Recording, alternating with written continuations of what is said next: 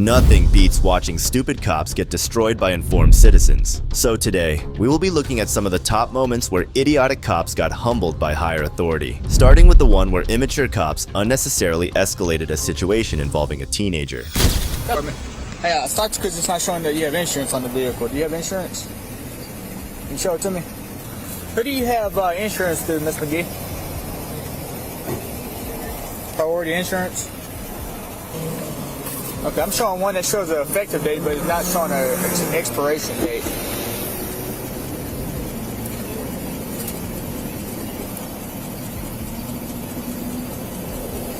Let me see that piece of paper. Let me see that piece of paper right there. The one underneath it. Hey, Miss McGee, can you hear me? Do you have it on your phone by chance?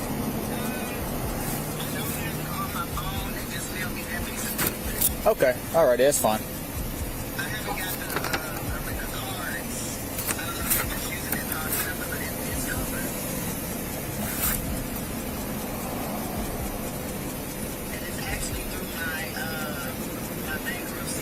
Okay. Well, I see an effective date of March of 08, so that typically means that you're gonna. It's gonna have insurance.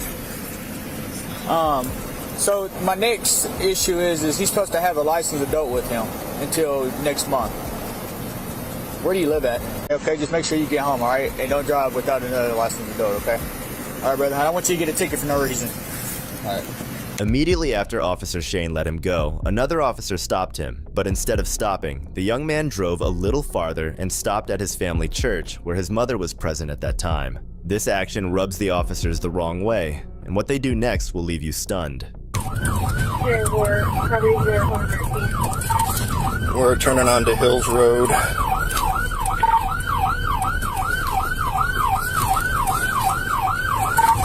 We're slow rolling on Hills Road now, going back towards the access road.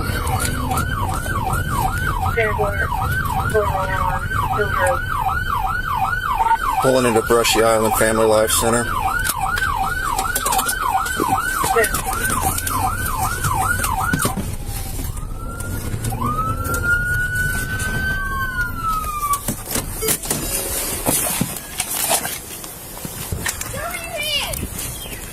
Get your hands up! No! Open that door, step out with your hands up!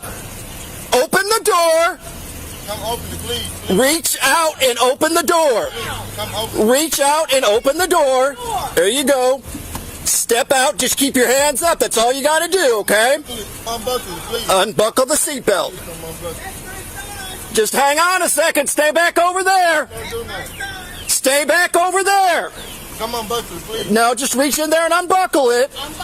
Unbuckle your seatbelt. Step out. You sure?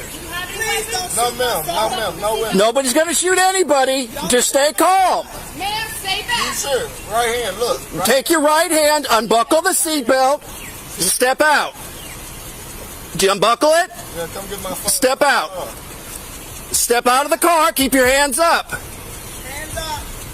That's all you got to do. Hands up. Hands up. All the way up, baby. There you go.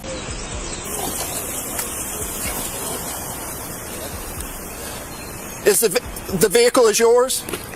Okay. Were you on the phone with him at the time, or? He pulled out in front of another officer, and when the officer went to stop him, we continued, like I said, up over the overpass, down this way to here. He wouldn't stop. That's the reason why the lights and sirens were going.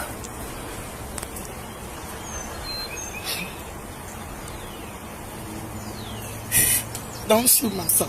No, nobody's going to shoot anybody. That's not our intentions. But like I said, we don't know what's pulled over. Yeah, we didn't know what was going on. Right, and the man told him they didn't have to be, shouldn't be in the car by himself. He just left at Casey's. Yeah, and they told him to come straight home. Okay. So as he's coming home, something must have happened, and yeah, he pulled. And I said, well, you need to come home. Just come home. I didn't know what was going on at that time. He just got pulled over. Right. So it's my son. After making a huge deal out of a seemingly insignificant thing, the officer then tries to calm the mother down. Of course, she is going to be worried about his son getting shot, but the officers make it look like she is overreacting. But you've got to understand from our point also, when we light him up and try to stop him, and he just keeps going. And like I said, from back there at Keel and Brockington, all the way down Keel, up over the over. So for his safety and ours, that's why we got him out the way that we did. We put him in cuffs, sort everything out, and we'll go from there. But like I said, we didn't know what was going on. Like I said, when somebody doesn't want to stop, unfortunately in our line of work, so, and I understand where you come from completely too with that. I know the time and all that right now and everything that's going on, but he did the best thing he could do. He cooperated and did everything that we asked him to. So, but like I said, but did he say why he got stopped or? The first time or whatever. They ran the tags and it showed that it didn't have any insurance, but it does, and he showed it. Okay. It just wasn't coming up. The lady that the officer is, she's a lieutenant, so it's her stop. So I'm going to let her conduct her business. But like I said, the reason why I don't know what had happened, I just happened to be on the access road when they hit the overpass. But apparently he pulled out in front of her and almost caused an accident, and that's the reason why she hit her lights or hit her sirens and lights to try to stop him to figure out what was going on. And then this is where we ended up at. Okay? Please, let's not do this. So That's a no-no. I witnessed it. have a good day. No, Yeah. no, I'm not leaving. You're blocking the road right now, so No one's there. This is public road. I realize that, but you're stopped in the middle. You're not pull over on the side. You were interfering with the traffic. No, I'm not. After the stop, a person who goes by the name of Anonymous Patriot, who was around when the event happened, decided to step up and teach the officers a lesson and show them that what they did was wrong. You got a problem with that? Did I say anything to you? You're staring at me and coming closer. Is that an issue, or Huh? is that an issue? Got a problem with it? Okay. Did I say I had a problem? Do your own work then. I'm standing where I need to stand, just like you are, sir. You know? Yes, sir. I lived in this town for 8 years. I've quit everything. I'm getting tired of the racism. 75% less that you pull over a white folk than a black person. Not just you, the whole department. I forwarded their request. And I'm a white 57-year-old man. I got some years on you and him and her. Get respect by earning respect. Well, that's what I'm trying to give you, sir, and you keep Okay? yelling over at me. And I know I've had. Why are you attacking me? I've never met you before. You attacked me by being on a. I asked you to get out of the roadway, sir. And being petty. Well, sir, it's the law, isn't that correct? It's the law. If it's a crime scene, put out tape. Well, no, it's a law about blocking the. I can get on that side of tape. Yeah, I can. That's public. If the sergeant or you want to arrest me, go ahead. Until he crosses the arrestable line, just I know. face away from him. The officers completely ignored him because they knew what they did was unjust. It is completely shameful that these officers can't even own up to their actions. Instead, they try to blame it all on the mother. I'm gonna have to deal with him on this stuff, but I've also got to deal with you on a couple things too. Okay? You knew he was driving. You continue to let him drive the car. All right? You're the adult. You're responsible for him in that respect. So you authorized him to drive, knowing he didn't have a valid driver's license. You understand what I'm saying? You also. I get it. Well, and what's going to happen is you're going to get a ticket. All right? You're going to come to court. Okay. So let me go and figure out this. He's going to have at least citations. I don't know if he's going to go for anything else or not. Okay? So he says that he was supposed to be going to work, but he's also supposed to be at school. It was just registering that it didn't have insurance, and we showed the proof of the insurance. And he did say, he was like, you know, you're in close proximity. I don't want you to get a ticket for anything else. If you're heading on home, because he was just right here at Casey's. Okay. And he said, just go on home, you know, because he did say that. And I was like, well, you were on your way home, just come on home. And then soon, I'm on the phone with him, and that's when I heard you guys' lights on him, and he started getting into a frantic. Okay. And so I don't, he's by himself. I get it. So listen, can I ask you to do something next time? If you're that concerned about it, three-way call 911 if you feel like it's going to be a bad situation. Okay, let them know what your concerns are, but let's get him stopped so that we don't have to do all this. Because I get it, I hear your concerns, right? And listen, I know that my interaction ain't going to change how you feel, right? I hope it doesn't add on to that, but nobody could have done this case, right? He did what we asked him to. He was compliant there. This is the problem with these corrupt officers. They make huge mistakes and then try to justify them by blaming them on the suspect. They made it so that it was completely justified when, in reality, it was way too much. Watching these officers overreacting over a 17-year-old might be terrifying because we know that he can't speak back. But this next guy knew exactly what to say when an officer tried to ID him illegally. Not doing anything. You got any credentials? I'm not going to provide that just because of a call. On March 31st, 2024, 2 officers were called by a local in Sussex County regarding a person who was sitting in his car parked on public property. The cops started on the wrong foot and immediately showed signs of aggression. What he does next will have you fuming in rage. How you doing, sir? I'm doing good. How are I'm you? Corporal Blatt with the Millsboro Police Department. The reason why we're making contact, some lady came out to report that you've been sitting out here for over 4 hours. Okay. Find out what the deal is, what's going on. Just sitting here minding my business. Not doing You anything. got any credentials? I'm not going to provide that just because of a call. Brownsville, Texas. You told her that you're correct? Yeah, that's what I told her. Okay. Do you have any credentials? Yeah, but I don't want to provide that right now. Why not? Huh? Why not? Because it's optional, and I just don't want to provide it right now. What's that? Because it's optional. If you have to provide credentials to what you're going on, and you have to report it to the dispatch center that you're out here. No, but I didn't tell you that I was. Told her I was. I'm not telling you that I'm one. Well, this is private property, you know. This what is private property? What is private property? This roadway here? This road is private property. How is this road private property? Because it is. It's a development. It's run by the HOA. Where's the signs that says private property? There's no signs that says trespassing there. There's a public street, and there's no signs that says private parking there or private property. There's absolutely no signs. So I actually know where the HOA person lives. Well, over there is probably private property, but not here.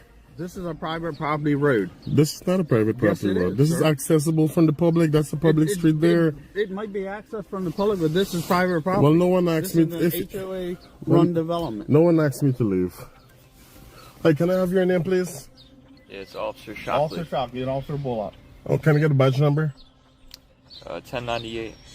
Can I get a badge number? Just watch how upset the officer seems. He is pissed that the civilian is not listening to his illegal and baseless commands. This is what corruption does. It makes these people entitled and makes them forget that they are public servants. So even if it's private property, the owner has to ask me to leave, and this is a public street. I already did a GIS survey. I already did it. Investigator, we can also remain out here until you're completed your investigation. So It's a free country. I mean, You're of right. course.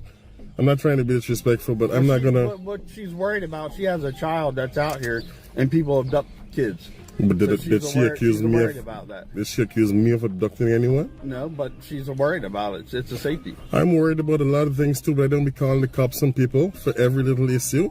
If there's no crime, unless there's a crime, right? You're I- right. Yeah. Well, your tag doesn't come back to anything, so I'm going to be running everything else. So, if you don't mind me asking, what are you investigating? But I just don't like to identify just because someone calls. You understand that? I just don't like to identify just because someone called. Brownsville, Texas State, absent RAS. There's no probable cause for you guys to get my information. And that's the reason why I don't want to call. I know he's going to probably want some retribution because I know my rights. But I'm not asking that lady to identify. I gave her a courtesy of telling her what I'm doing here when she approached me, and I thought that was the end of it, but apparently not. I didn't have to. I could have stayed silent and not say a single word, right? And it's my right not to identify. Why she's concerned. I have a lot of concerns too, but if I'm not breaking the law, right? Should I identify? Should I just give up my Fourth Amendment rights? Well, no one's asked you for your information. Just because I invoke my rights. You think that's fair? I'm not doing anything you're parked wrong. on a public street. Yeah, a lot of people park in a public street. That car is parked in a public street. So, you're right. It's a public roadway. So you can park here. We're more concerned about what's going on. Yeah, but I dispelled your fears. Yeah, I said you're right. Okay. what I'm doing. You guys have the tag, so now you know, right? And not a single person reported a crime. They're just a suspicious car. Suspicion is not a felony or a misdemeanor. Yeah, I know. Right? That's why we made contact with you. Exactly. And I'm talking to you, right? I didn't have to say a word. I could have just stayed silent the entire time, but I'm not that type of rude person who just doesn't say anything. We're all humans, right? Despite being reasonable and polite, The car owner was still harassed by officers who could not leave him alone. This is why properly training and educating police officers is crucial, so they know when they are infringing upon other people's rights. Regardless, the owner gives the officer a whole education. At no point in time did I trespass on anyone's property. I stayed in my car. This is the safest place I can be. Yeah, and I told you why we made contact with you. I heard you. Okay. I heard you. So, yeah, but do you have any questions? yeah, am I gonna be is there gonna be some sort of retribution just because they invoked my rights by this guy here? I understand. You sound reasonable. You sound like a professional, honestly. There are not too many cops who are professional like you and level-headed. Yeah, I appreciate that. You're right. It seems like you know your laws. Yeah, I'm very much aware of all of them, yeah. But no, we're good to go as long as you don't have any more questions. Yeah, and you can verify I'm not disrespectful to either of you. I just want to invoke my rights and be left alone because... Yeah. But what I would do is just document their license plate number, take a picture of the car, but I'm not going to call the cops on someone for no reason.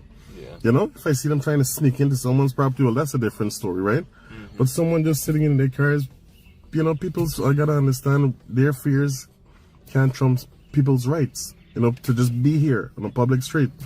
Yeah. Right? I mean, I wouldn't do that to your son. I mean, I'm just assuming you have a son or whatever. No matter what color they are, I wouldn't do it. And maybe that's something that people need to be aware of, you know? Yeah, but you have to understand the day and time we're in. Listen, it's always been danger from way back then to now. We're in the safest times we've ever been in right now with level of security that we have. Okay? Yeah. Things were worse back then. We have a lot of security. There are cameras everywhere. The minute you call a cop, they're here. That doesn't mean things... Right? From one call to the next. To the next, to the next, to the next. Imagine that. We gotta use... We gotta be rational and think about when we call the cops, man, instead of wasting resources like this. Say, ma'am, hey, do you have the license plate number? We have the tags, and we'll send an officer just to drive by and observe. And I think that's how it should be. Yep.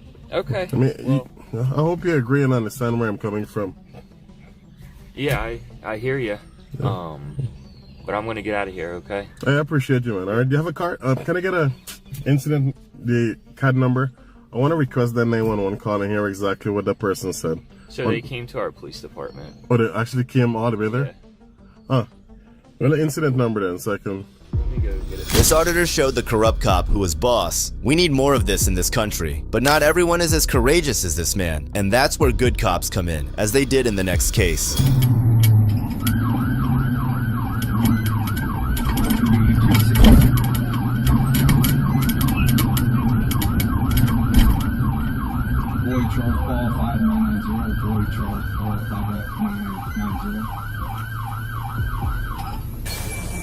So this is that female, Trevino. She flicks me off as I'm going back to back of my patrol car, fails the single left hand to go into the left lane. She flicks me off, so I just wanted a second to make contact with her.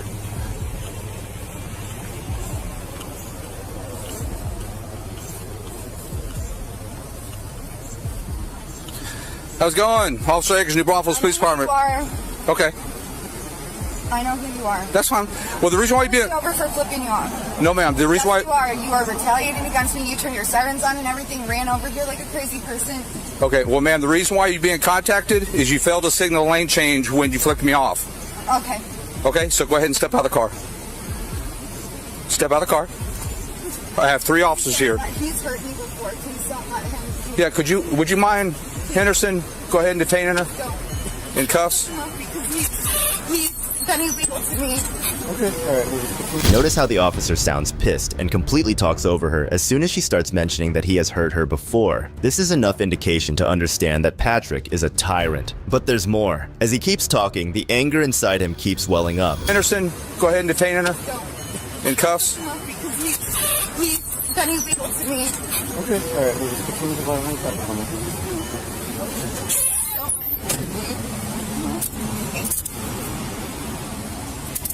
You're under arrest for fail to signal lane change. I'm under arrest for failing to signal a lane change? Yes, ma'am. I'm under arrest for failing to signal a lane change? Yes, ma'am. I'm Stay still. I mean, I'm sorry. You guys just know this is. You guys just know it is. You guys know it is. You're under arrest. Grab my phone. Please grab my phone. We'll get it. You want me to transport, or you think better? No, Danny can do it. Danny, would you mind just transport? You don't have to do anything else other than transport. It's only when a senior officer arrives and humbles Patrick that he ends up teaching him a lesson. The officer asks him to turn off his body camera to spare him the embarrassment, so we have to rely on the audio from a cell phone instead. What's that?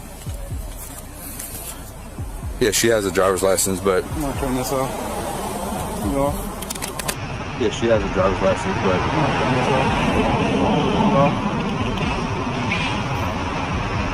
Why are we arresting her for a traffic infraction? Well, she comes down the street, comes right towards me. As I'm walking back by the car, didn't do nothing, she flicks me off. Mm-hmm. And then as she does that, she gets on the lane and fails the signal lane change. Mm-hmm. You think it's going to be an issue? Huh? You think it's going to be an issue? Given your history, Yeah. Any other person you would write a ticket to, right? Yeah. So that's how you have to treat every interaction. So this is something that you would normally write a ticket for, then what's write a ticket for? Yeah. You want me to go ahead and police you? Yes. Yeah. Procedure for the plate for Charles Paul 5990 for Street, Volkswagen, Fort-Worth, Blue Coast.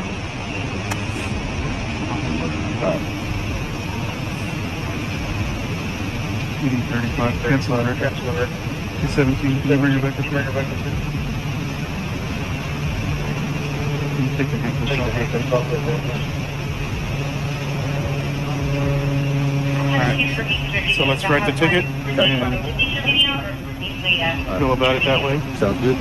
Because all you're going to do is give her more ammo. Right? Yep. So write the ticket, just fill it out. The officers then try to explain everything to her, and somehow end up blaming the whole thing on her. They don't even apologize for Officer Patrick's overreaction. So, you're good to go. So I understand that you flicked the officer off. That's not, so my question was, did you flick the officer off? Yeah. Okay. So here's the thing, regardless of what your history is with Officer Akers, your intense hate caused you to flick him off, and then you committed a traffic violation.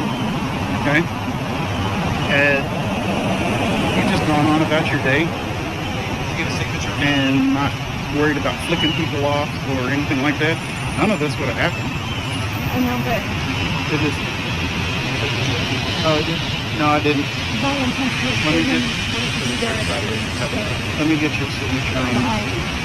That's not pleading guilty, that just promises to take care of that ticket, okay? None of it ever is good on those automated ones, okay? So, here's the thing, right?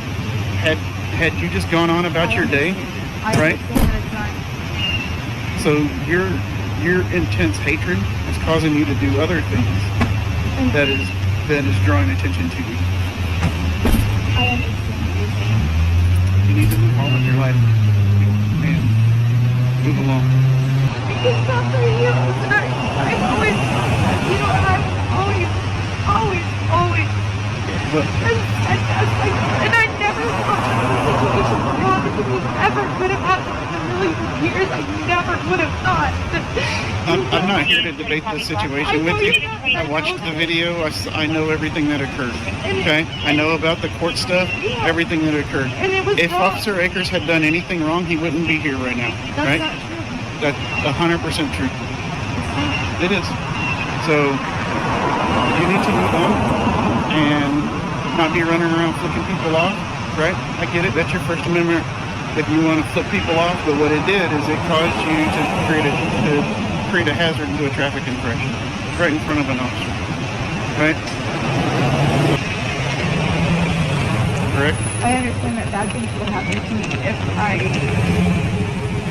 anything. No, that's not what anybody's saying, right?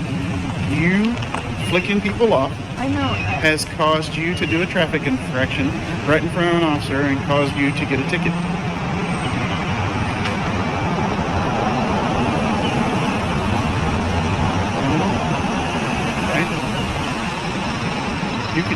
can choose to be defined by your past, or you can decide what you want to do. Right? But if you choose to be defined by what happened to you in the past, then you will always continue to be that person. Right? Do you understand what I'm saying?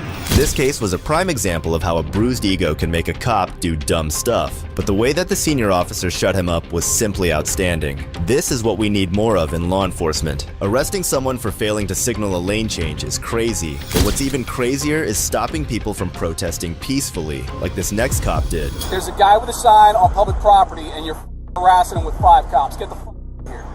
Until you know otherwise, mind your business. On June 22nd, 2 Rice Tire employees called the sheriff's office to stop a protester from speaking up for his rights. The protester was doing nothing wrong, but the officers wanted to make a big scene out of it. Hello. I'm good. How are you?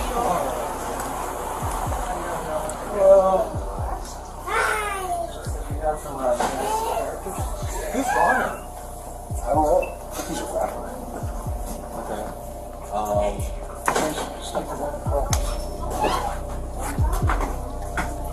Apparently there was an accident, some of the 3 weeks ago, or something like that. Okay. In our Richmond store, they were protesting out front of the Ellery Max house. They got one of our road techs. The person who called the cops knew that protesting was a public right, but they just didn't want their business to be disrupted. However, since the protest wasn't taking place on their property, it seems like a false police report. In the way that there's no sidewalk, right?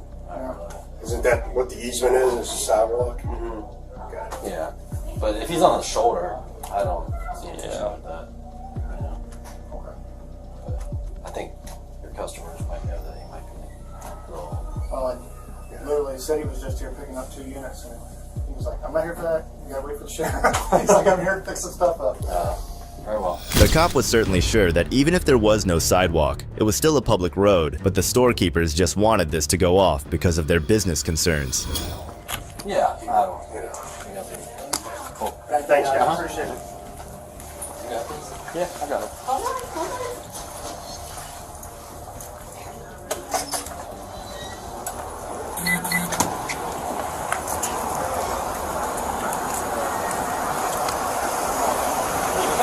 You got a Bentley? I was going home.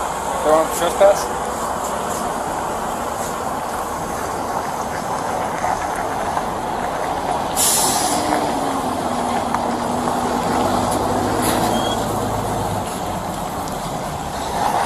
Deputy Banks, Washington County Sheriff's Office, ID 11224. Let you know every case will be all recorded, okay? You understand you're on private property, right? I'm standing on public right-of-way. I got County Road Supervisor Doug Levin coming out. Okay. Well, this is not private property. This is a county road. This is a public right-of-way. Do you think that Donald B. Rice puts in stop signs there, dude? Okay. I've done this before. You guys already had. I already had my attorney send a cease and desist to your agency 2 years ago for the same exact side of Martin's when I had the Larry Hogan billboard. Okay. So I'm not on private property. I'm just County roads will tell you when it gets here. I called him 20 minutes ago. I'm not saying you have to leave. I'm not going to leave. Okay, I'm not telling you to. I'm just You're telling you trespassing me for public property. I'm not. Cool deal. That's not what I said. Side of the road. All I'm here is advising you not to go on their property. That's it. I'm not I've saying never you're been on their property. Okay, well, I'm just here advising you. That's all I'm saying. Okay? I'm not telling you to do anything. Well, you told me I was standing on private property at the beginning of this conversation, sir. The protester is really holding their ground and making the cops look foolish throughout the entire conversation. They were absolutely right, even with 5 officers present. Little Ronnie is a guy that they molested, a guy in uniform, in a company truck, on company time, on video. Well, that's what I'm trying to figure. I don't know. So I'm protesting that. Why don't you call Chris Chase, the owner of Donald B. Rice Tire? He'll tell you all about it. We've been protesting them for weeks. Well, I don't have his phone number, so I'm asking you. You can call 411, buddy. I'm sure they can give it to you. It's the corporate office in Frederick, Maryland, off East Street, where we protested day before yesterday. Very well. Good for you. Yeah, I was just asking you what your personal issue with what Ronnie had to do with the right tire. Do you support people that molested little Ronnie? Because I don't. Of course not. Okay, then. Then we're on the same page, then. Okay. The situation was baffling. The police seemed unaware of the full story. Little Ronnie had been the victim of a crime by the same company that this protester was outside of. It was as if the officers were there to silence rather than protect those who spoke out against injustice. At this point, officer ever say how long he was going to be here? He asked how long I was going to be here. I said I'd be here for a couple hours. So you can call him. He's county road supervisor. You can ask him how long he's going to be here. Okay, I'll give him a call. This is public property. This is the side of a road. Just so you know, basically, there's no road that's open to the public that doesn't have either an easement or a right-of-way wide enough to park a car. Just because they stuck rocks here to keep people from stealing semi-trucks at night doesn't make it their property. Do you think Donald B. Rice installs county road signs? Do you think they install utilities? This is, dude, this is a public road. It goes to like 8 businesses. This is not Donald B. Rice's freaking road.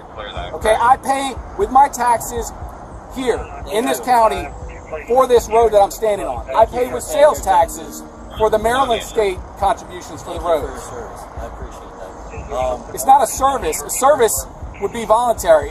They take my money every chance they get. It's Maryland and Washington County. They raise my assessments too. Oh, believe me, it's begrudgingly. I don't voluntarily want to pay them. I have to. The protester had actually gotten the green light from the county road supervisor for 3 to 4 hours, so he stood his ground right in front of those sneaky cops. Okay, they keep going up every year. Why? Because you send 3 units out for a guy with a sign on the side of a public road. 4 guys. They're not here. 2, 3, 5 guys. So like the burger joint, 5 guys for 1 guy with a sign. What's your goal in that, bud? I just want to know. Just curious. My goal today is to protest Donald B. Rice Tire, just like I said. You're not going to be bothering people or anything like that? Bother anyone I want if it's within the law. Oh, yeah. Okay, describe, what's the legal term? Tell me what the Maryland Criminal Code says about bothering people. Free speech that someone doesn't like is not illegal. I'm just making sure you're not going to be disturbing anyone's peace. Did they say I was yelling at people? No, I'm yelling at you, mother, because you came up to me and you didn't know this is the side of the road. Clearly you do not. I do. I have no There's 5 sheriff's trying to tell me I can't stand here with a sign alerting people that this business molested little Ronnie. I don't think any of us said that you can't be here with a sign. I didn't say that. Yeah, you did. You said I was standing on private property when you first walked up. Telling you what they were saying. They have every right to say what. Okay.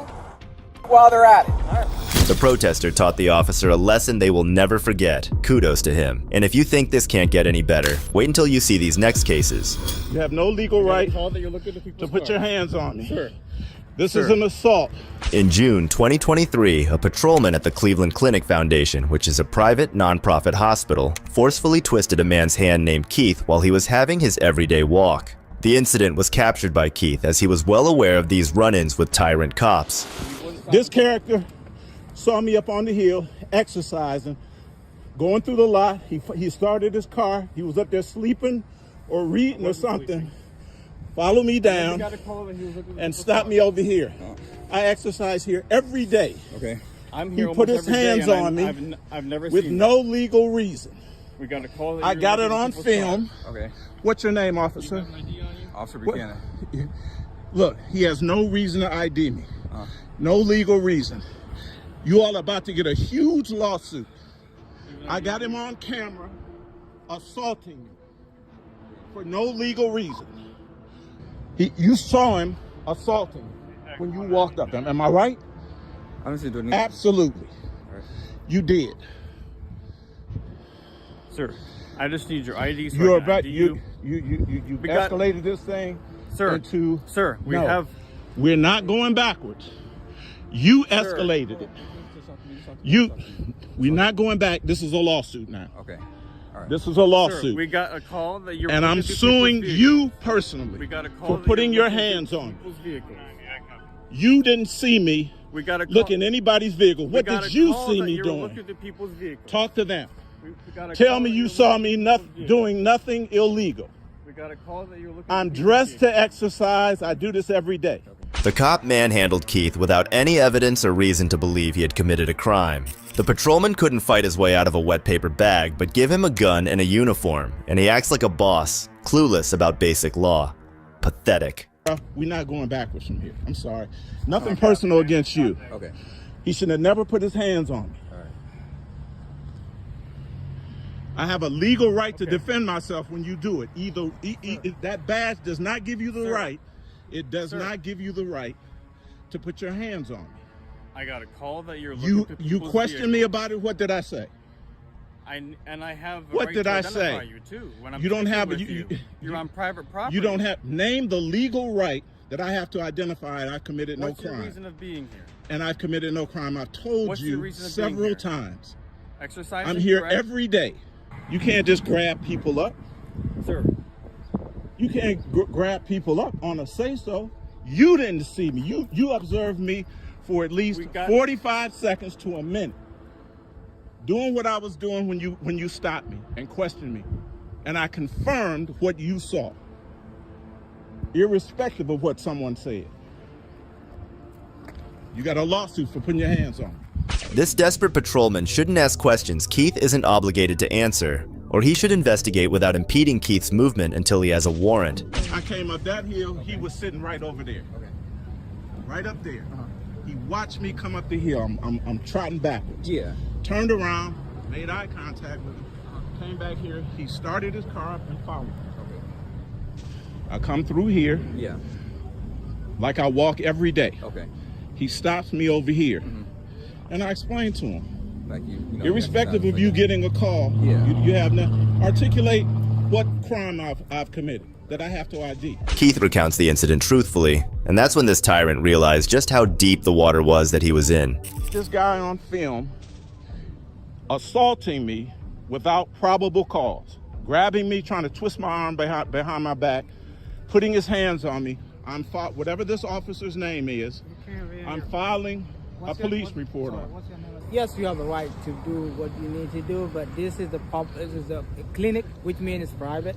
So if they ask you to do something, you gotta listen to them. No. Let's test that legally. If he can put his hands on me without probable cause, anywhere in the continental United States. No, if he can put his hands on me, this is the issue. I answered his question. Okay. He didn't observe me doing anything but exercising. Where he observed me here.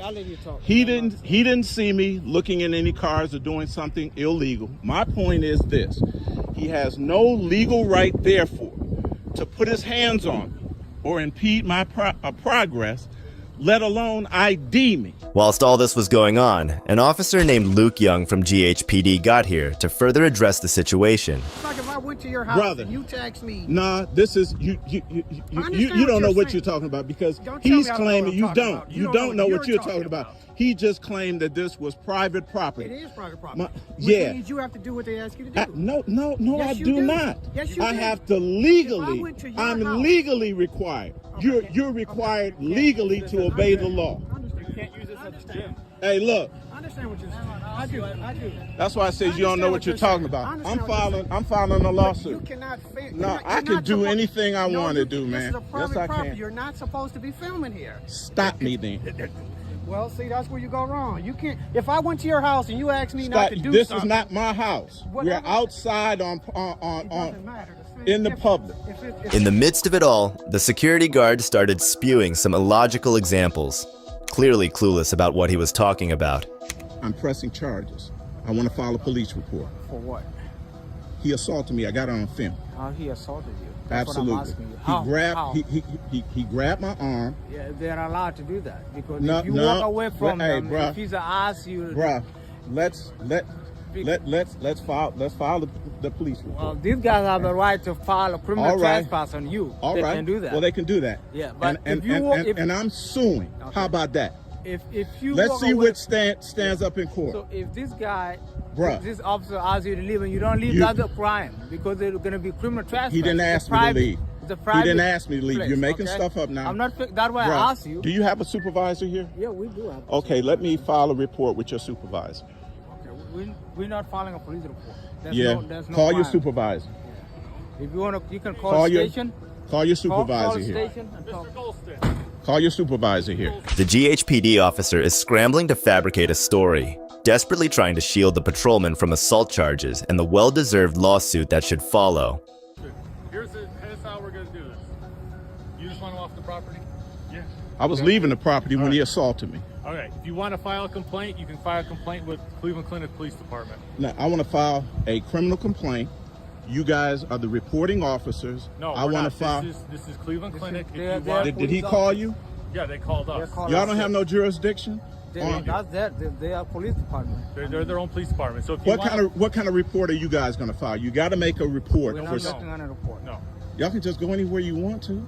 we don't have to make a report. You can't just make a report for. If you want to file, We'll find out. We'll find out about that. If you want to file a complaint, if you want to file, Where's the supervisor for Cleveland Clinic Police right now Department? it's me, but my supervisor's at home. What is his name? Marcus Grandpa. Marcus Grandpa. Do you have a That's my number sergeant. for him? That's my sergeant. Sergeant Marcus Grandpa. Do you have a number for him? You can call my dispatch and you can. Who is here today that besides you that I can make a report about this incident? My partner, but Let's get him here. he's not a supervisor. He's right here, right behind me. What's your name, sir? We can talk now.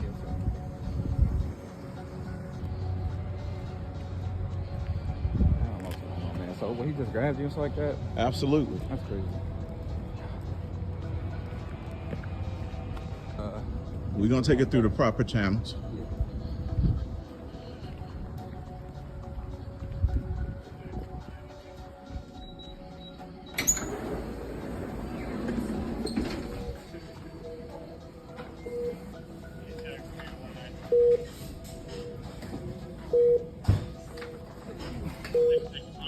If you could write your name down.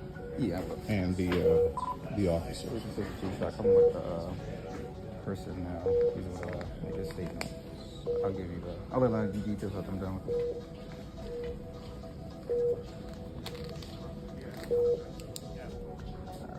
Yeah, I'll give you my name. It's like that. After this incident, Keith filed a report at the Cleveland Clinic, promising some regretful paperwork for the patrol department. Oh, he He tried to twist my arm behind my back.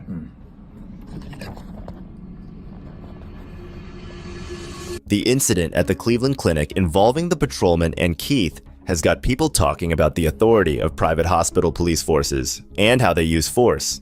It's also showing how important it is to keep people safe on hospital grounds. That patrolman really ruined Keith's day, but in the next case, another security guard is about to really tick someone off. Sexual assault. What? They said, yeah, you guys grabbed her. You had a camera. That's why I'm thinking that camera. We grabbed her?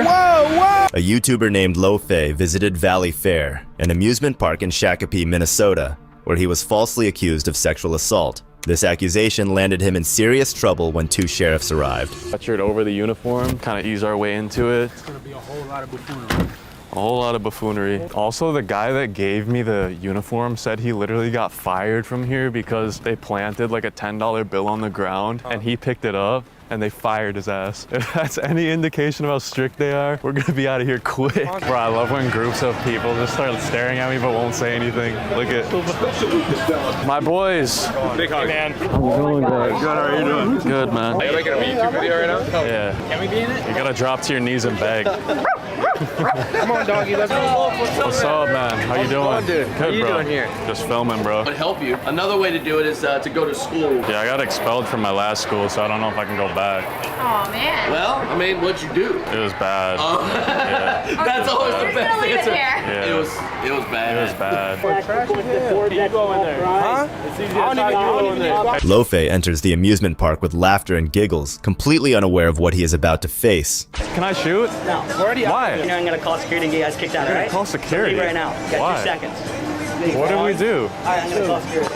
Why? I just asked if I could play. All right. Get out of here. You got 2 seconds. I take off the sweatshirt. I work here too. Hey, we got 2 seconds, bro. We gotta go. Out of the blue, an employee tells them to leave or face being kicked out, leaving both of them completely shocked. Kids area recently? The kids area. We had a description of, well, 2 white guys and a black guy. I'm half white.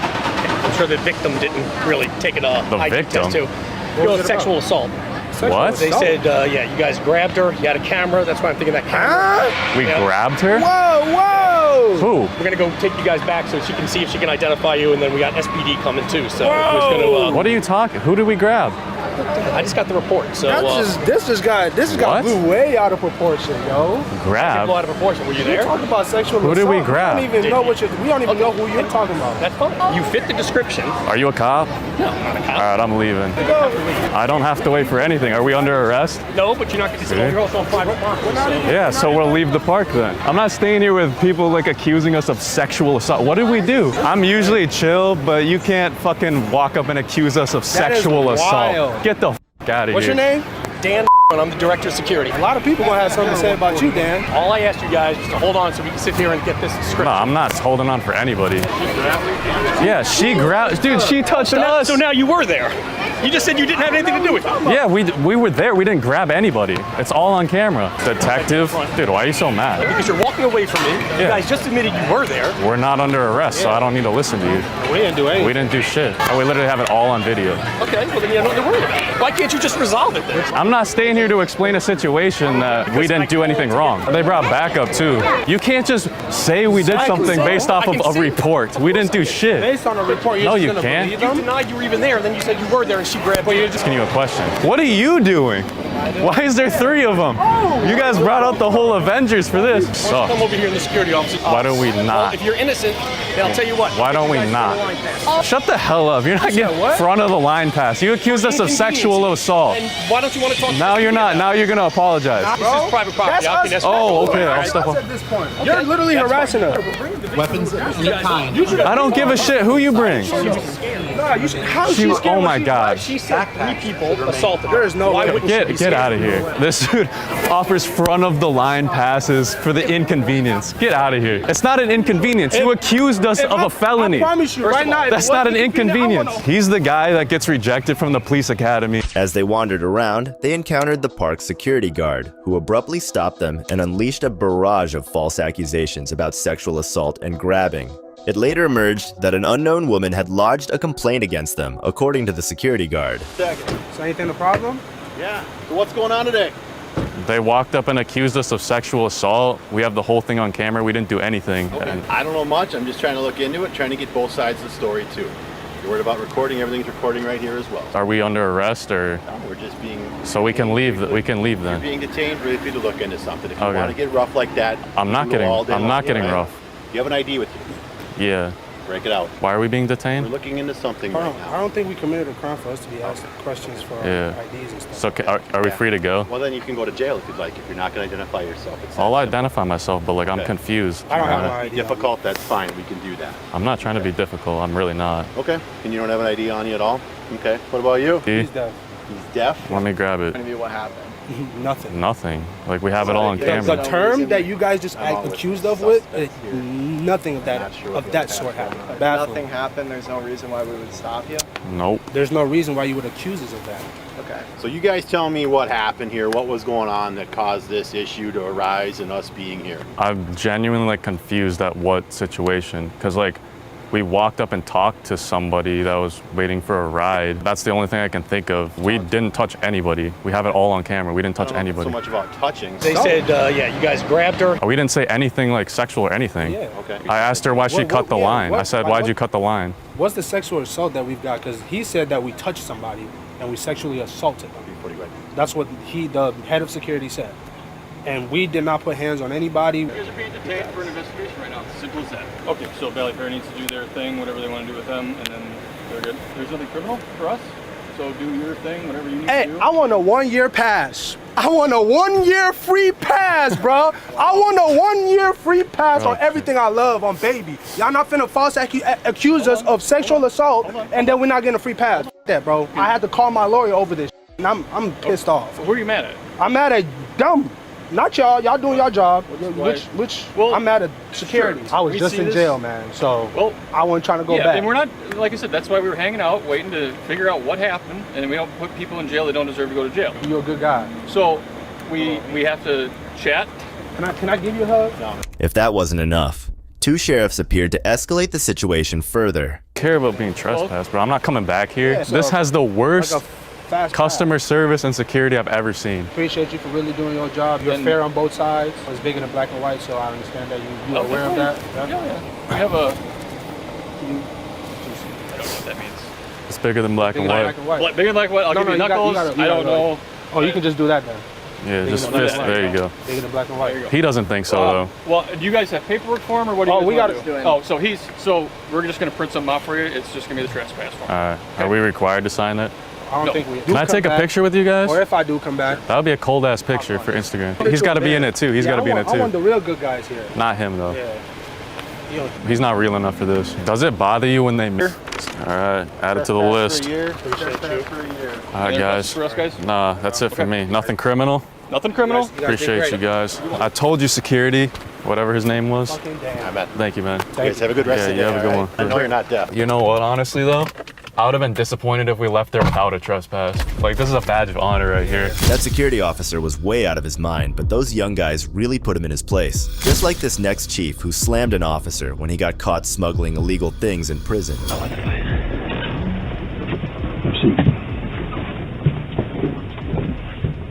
Moody, I understand that you've offered your resignation. Is that correct? Can I get fired? Have you offered your resignation or not? If I can keep my job, then no. Well, you can't keep your job, okay? Tyler really thought he was going to keep his job, but the sheriff cured him of that misunderstanding in legendary style. So let me just make it easy. You're fired. You're no longer an employee here. You understand? Yes, sir. You've betrayed the trust of every citizen that we have the privilege to serve. And you've betrayed the trust of the brave and selfless men and women that you've worked alongside for nearly 3 years. That's not all, because the sheriff really wanted to teach him a lesson. Watch what he did next. So as of this moment, you're under arrest for bringing a prohibited item, a cell phone, into a correctional facility. That's a third-degree felony. Do you have any questions about that? No, sir. Well, you're going to be cuffed. First thing I want you to do is stand up and take that uniform shirt off. You don't deserve to wear it.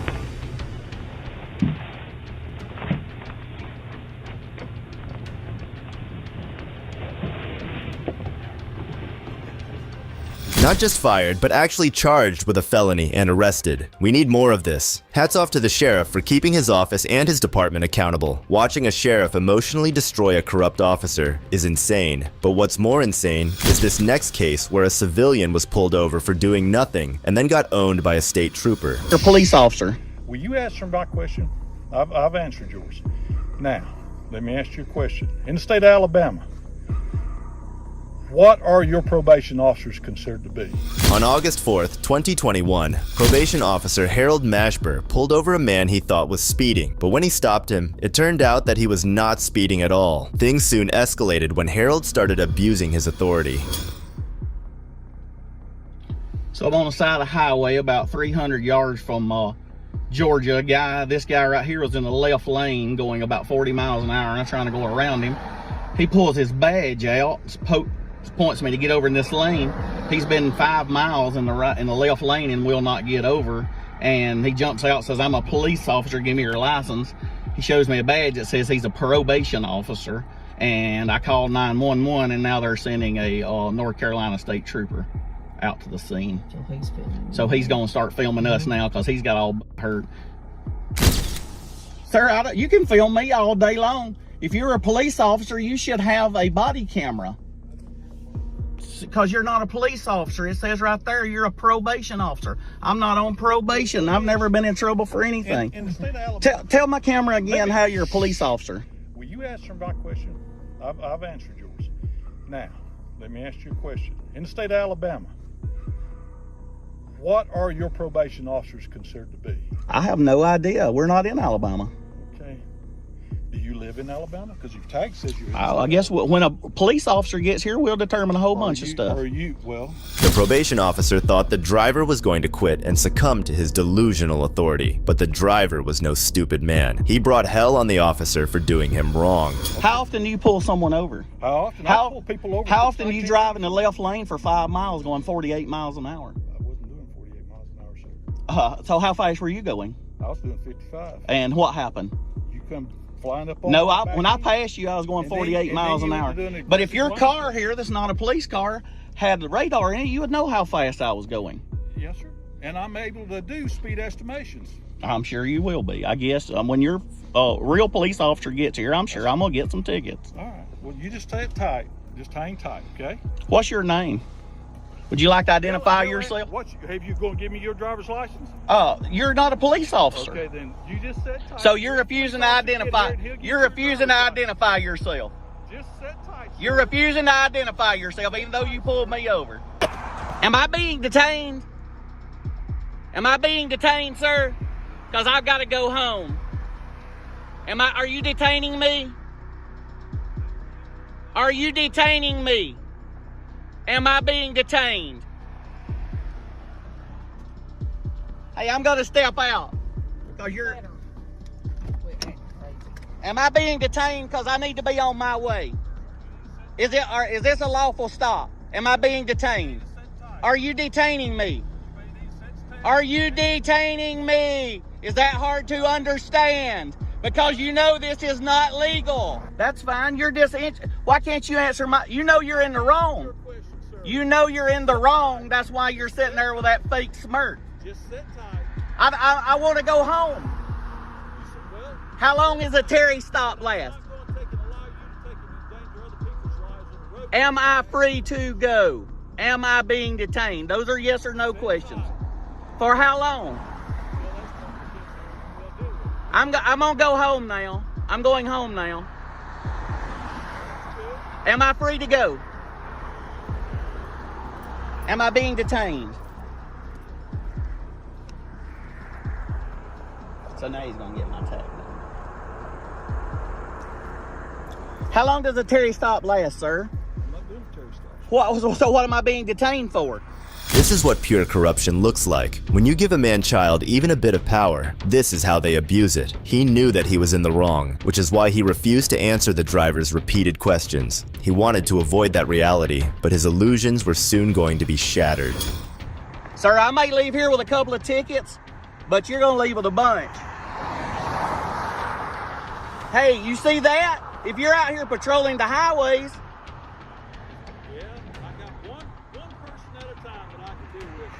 how fast was that car? You're an expert on speed. How fast was that car going? I don't have radar. I can't judge speed. Sir, I'm asking you again. Will you call your supervisor? That's not the way the law reads, and you know what a Terry stop is. A Terry stop is 15 minutes or less. Yes. So am I free to go? Am I free to go? I don't have to go to college to get a law degree to know the law. 15 minutes, Supreme Court ruling, Terry versus the state of Ohio. After making the driver suffer for a while, the officer realizes how absurd he was being, so he tried to talk things through with him, only to make the situation worse. We'd probably be both going about our ways doing their jobs. You going home and me going to do my job. You understand what I'm trying to tell you? I understand what you're trying to say. The only thing I was doing was stopping you, getting you pulled over, so one, you calm down and quit endangering other people's lives. I wasn't endangering nobody's life. Yes, sir. We're in more danger when you got me pulled over out here than we were out here going up and down this highway. Possibility of truth. So I'll tell you what I'll do. No, Since we're talking and being calm, will you answer one question for me, and I won't say another word to the state trooper. Am I being detained? You have been stopped until I can get a trooper here to have a talk with you, because you cannot talk to me. Why is that not a yes or no question? Well, because I've done answered that question. You asked me, are you being detained? I've said, you are been stopped. But you won't say, am I free to leave then? Since you won't answer that. I've already answered that question. Too agitated. Oh, I am agitated because a probation officer pulled me over for going 48 miles an hour because he was in the left lane for the last 5 miles and wouldn't get over. We'll get to the bottom of it. Here he is, good. Look at that. Instead of admitting his mistake, he started gaslighting the driver. I mean, how evil can a person be? After a short wait, the trooper showed up and handled the situation like it should have been in the first place. Just watch the difference in the way he deals with the driver. Yes, sir. How are you? I'm good. Good. Hey, look, I don't really fully understand what we're doing right here. Okay, so he just felt like you were aggressively coming up on him, He's a probation officer, okay? So I'm not gonna write you for anything. I'm not doing anything like that, okay? Like, you got your insurance here. I'm sure wound your up, license and are good. you're unwinding me. I appreciate that. Okay, so where you headed to? You headed back home? Home to Alabama. Okay. Yeah. All right. So look, one of those things, okay? You may come up on him a little quick. He may have, it's one of them things, okay? So as long as, I mean, like I said, I'm good. I'm good now. I'm calming way down. I don't have anything to write you for. I don't have anything like that. I'm not going to do anything. Even if I'm not going to. It's not my fault. He just feels, he just felt like you come up on him a little hard. You might have been a little aggressive. So if that is the case, let's just back it down a little bit. You're nearly to Georgia anyway. That's why I say I can see it. I appreciate it. So, all right, sir. Well, I'm gonna let you carry on the way, okay? All right. Well, I appreciate it. All right, sir. Thank you. All right. I apologize to him to walk up here.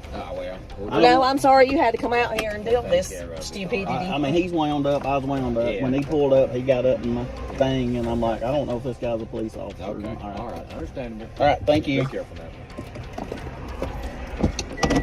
The probation officer should be arrested, not just fired. This was an abuse of power and authority for the sake of feeding his ego. Shameful and disgusting. As shocking as that incident was, it is nothing compared to what happened next. I'm not turning my camera off. Okay.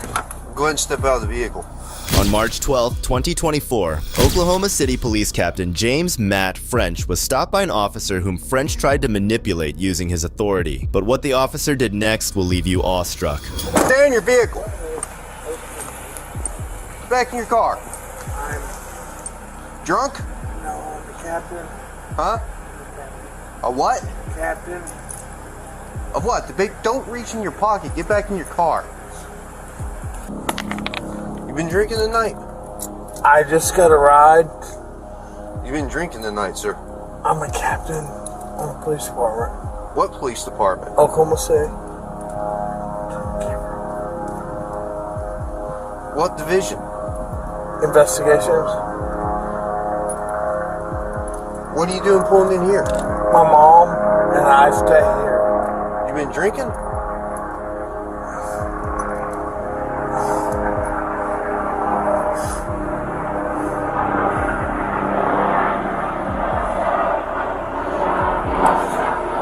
How much we had to drink tonight, sir? Astonishingly and courageously, the brave officer rejected the captain's illegal request like it was nothing. But this doesn't stop the hammered captain from trying to manipulate the officer, who then shuts him down again. You gotta be kidding me.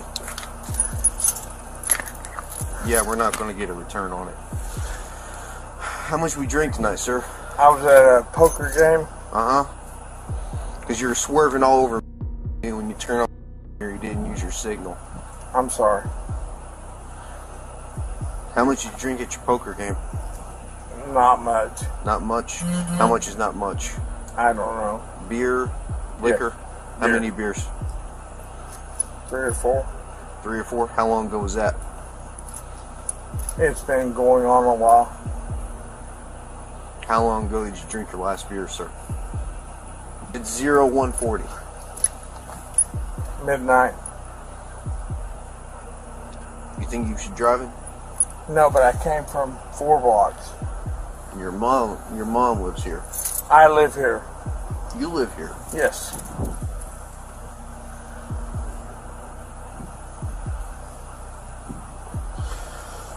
Come over to the rear of your vehicle. Okay. You got any weapons or anything on you? I do not, sir. Just turn around, I'm going to pat you down real quick. Go ahead. Do what you need to do. I promise you I'm not a problem. Okay. Can I shut my door? I'll shut it for you. Just hang out there at the rear of your Chevy. What investigations are you with? Homicide and assault. Yeah, over there. Yes, sir. You know Lieutenant Britton? Then there shouldn't be any discussion Yeah. as to whether it should be available to... He's a good man. I like him. He is. He works for Jermaine. Jermaine Johnson? Yes. Jermaine's a good man, too. He is. Hang out right there, sir. Got you, brother. Just stand with your feet together, hands down by your side for me. Hands down by your side, please. Look straight ahead. You see the tip of my pen, sir? I do. I want you to follow the tip of my pen without moving your head, okay? Don't move your head, sir. The officer proceeded to put the captain through a series of sobriety tests, all of which he failed spectacularly. What happened next made the officer so uneasy that he had to intervene and stop him once again. Come over here, it's a little bit more level.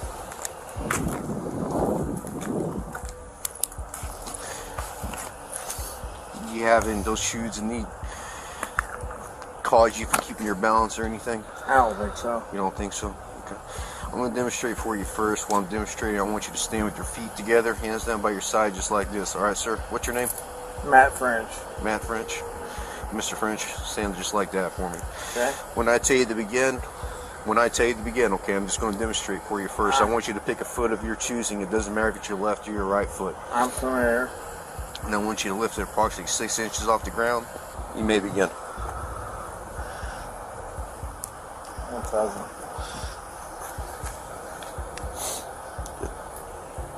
Keep Sir, going. can you turn that off? I cannot, sir. Please. I know you're aware of our body cam policy. You know I cannot turn off this body cam. I do, but I'd like to talk to you. I can't do that, sir. Please. Please. I'd like to talk to you. Well, are you going to do the test or not? Will you please talk to me? I'll talk to you once we're done. You can turn it off, you can turn it on. I can turn it off once I'm done with my investigation, sir. Okay. I'm a captain on this police. I understand that, sir. I get and that. I am a sergeant on this police officer, and I I've am taken not. an oath to uphold the law. I don't show favoritism to anyone, regardless. I don't care if you're a gangbanger or the President of the United States. Sir, I'm not asking you for that. If I was to treat you differently than I was to treat like some Southside loco or some pedo, how's that look on me? Okay, I'm not asking you for that. Because I wouldn't do that for any of them. Sergeant Skinner, please. Are you going to do the test or not, sir? I will. I will do whatever you ask. Okay, once we complete the test, I'll turn off my body cam once I'm done with my investigation. Okay. You want to try that again? I will.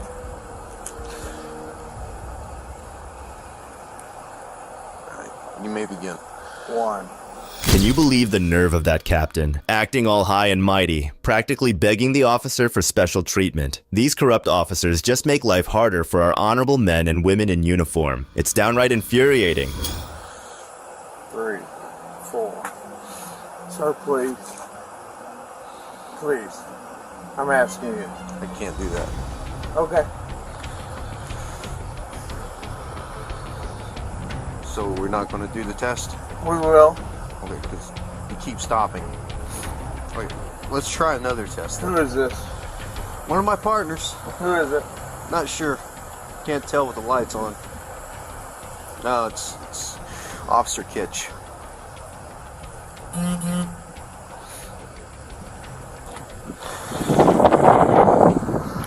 You're familiar with the walk and turn? I am. Okay. While I demonstrate the walk and turn for you, I want you to stand with your left foot in front of your right foot, okay? 1, 2, 3, 4, 5, 6, 7, 8, 9. 1, 2, 3, 4, 5, 6, 7, 8, 9. Go ahead and turn around for me. Put your hands behind your back. Are you gonna arrest me, sir? Yes, I am.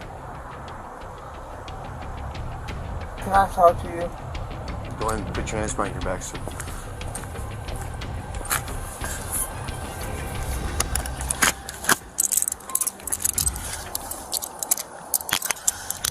Can we turn the camera off now? Yeah, we'll turn the camera off now. Thank you. Kudos to the officer for standing up for what's right. French was taken to a local detention center but was later released on bond. He has been placed on administrative leave during this investigation. If you think this was intense, then wait until you see this next case where a judge passionately punished a sheriff for his corrupt actions. Today is that day.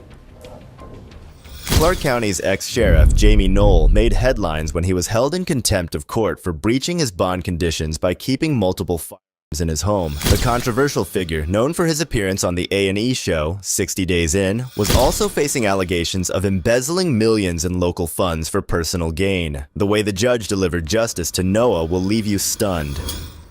I told Mr. Knoll, don't do anything stupid. Do not try to deceive me, defy me.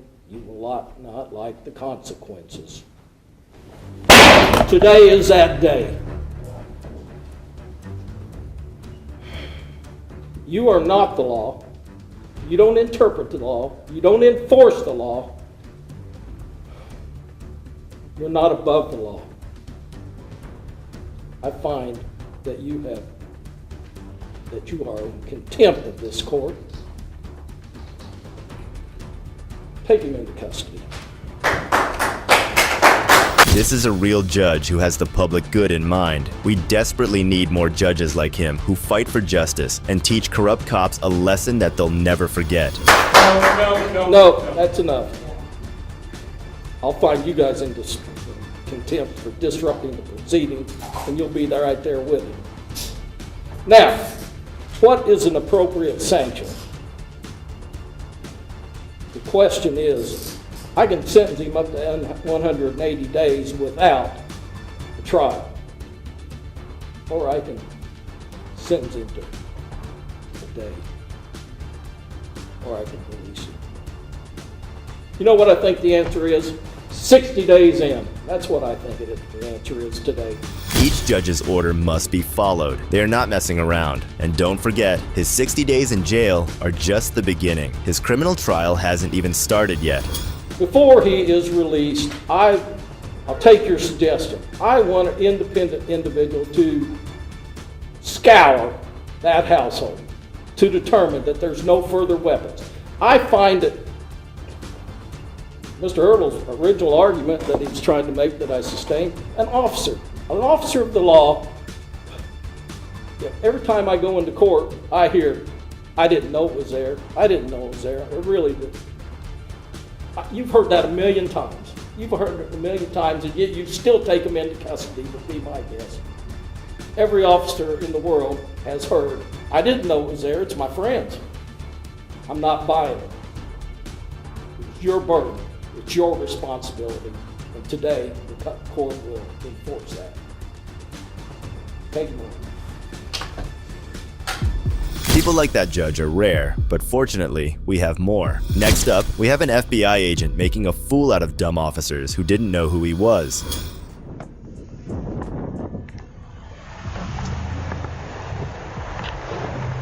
What's going on, boss? Officer Mariano, Atlanta Police. Way back there, when you're leaving that residential area right there on Temple. I did what now? You're making a right on Temple, right? That light there is very small, and you made the right-hand turn. Okay, so that's what I'm stopping you. You mean the angle light? Yes, sir. It was green. So, even though at that angle, that's for the other way, and people always get that confused. But it's a small light. Alright, so, and that's for the opposite direction, okay? When the truck had pulled over as instructed, Officer Mariano walked over to the driver and politely explained to the man that he had run a traffic light, even if it may have been unintentional on his part. You got your lights on you by any chance?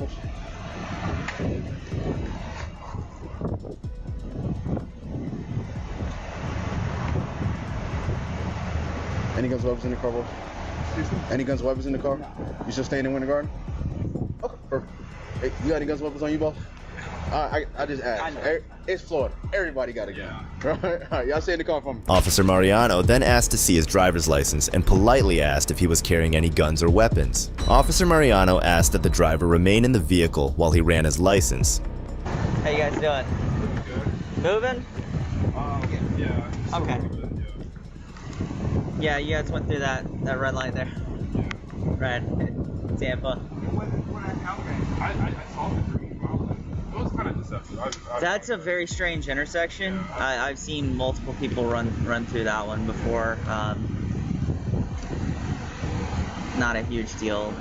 Not a pedestrian traffic. Bunch of cars going through there. So, yes, sir, I recognized you. Yeah, I know who you are. As soon as the window rolled down and I could see your face, I knew who you were. How you guys doing today? Okay. After a few seconds, Officer Ham approached the truck by the passenger side door, and he was in for a big surprise when he saw who the driver was. It was the head of internal affairs, Dwayne Rivers. They had stopped their boss. I'm not really a big traffic guy. I'm more like a guns and drugs and stolen kids kind of guy. You know what I'm saying? And you ain't got none of that in your back truck. Cool. Just for so you appreciate your night. We'll go out there, all right? Thank you. Yes, sir. An embarrassed Officer Mariano returned the driver's license to the man he now realized was his boss and apologized for not recognizing him. After that, Dwayne Rivers was sent on his way. These officers were polite and respectful to their superiors, even when they didn't know who they were. However, the same can't be said about this arrogant deputy in this next case.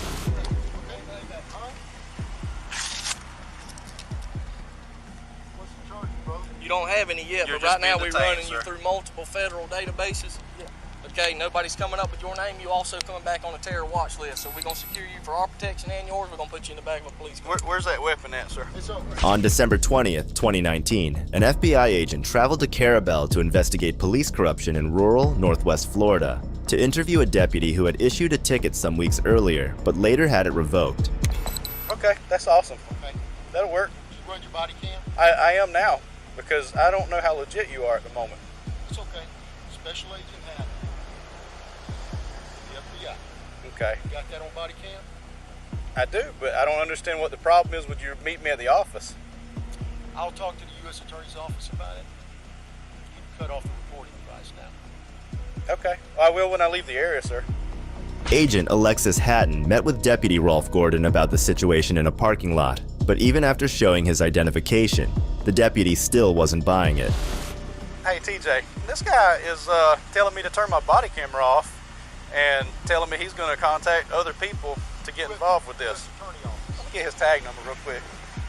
It's going to be LKST57. Yeah, I don't believe this. No. There's something fishy with this right here. Deputy Gordon then contacted a colleague to report the situation and verify that the agent was who he claimed to be by having him run the agent's license plate number. Franklin, does that come back to any government agency? This is easy to come by. It just advises Advanced Wiring Company. Do you work for a wiring company? Further. It's a covert vehicle, sir. The agent's vehicle wasn't traced back to any federal agency, which made the deputy grow suspicious, even after Agent Hatton told him it was a covert car. I feel like I'm being detained. Am I being detained? Am I being detained? You're the one who called me here, sir. How did you get my phone number? I ain't saying he can't tell me how he got my information. With the deputy's attitude toward him, Agent Hatton wondered whether he was currently being detained. Hey, you are detained at this time, sir. 33 Franklin. I got one Whiskey Mike detained at this time. 17's on the way. Hey, I don't think this guy's legit, man. Take my weapon off, okay? 26 Franklin. I'm not going to put you in cuffs. Putting the narrative for this call. Where's it at? He's got detained. Okay. I've got my Claiming weapon to be on a my federal right. You agent. do got, is it on, do I have permission to take it off? No, you don't have permission to take it. Just hang tight right here. I'm not. However, only 10 seconds later, Deputy Gordon announced to the FBI agent that he was now being detained. Agent Hatton humbly got out of the car with his hands up, only requesting permission to remove his gun. But you're being very uncooperative with me. You asked me to come up here. You called my personal cell phone number. You can't tell me how you got it. Your vehicle's coming back to a wiring company, not the FBI. It's a covert vehicle. Okay. Would you like to see some registration? You get mad at me because I turned my body camera on. Would you like to see some registration? And you know a lot of stuff about me. Would you like to see the registration, sir? I don't really want anything from you at this point. My supervisor's on the way. Excellent. The deputy told the agent that he was not cooperating when he had done everything he had been told up to that point. The agent was, however, pleased to learn that the deputy's supervisor was coming. Office. Yes, sir. Hi, Jim. Jacksonville, this is Special Agent Haddon. 33 Franklin, just 43. This individual's saying his name is Special Agent Haddon out of Jacksonville from the FBI.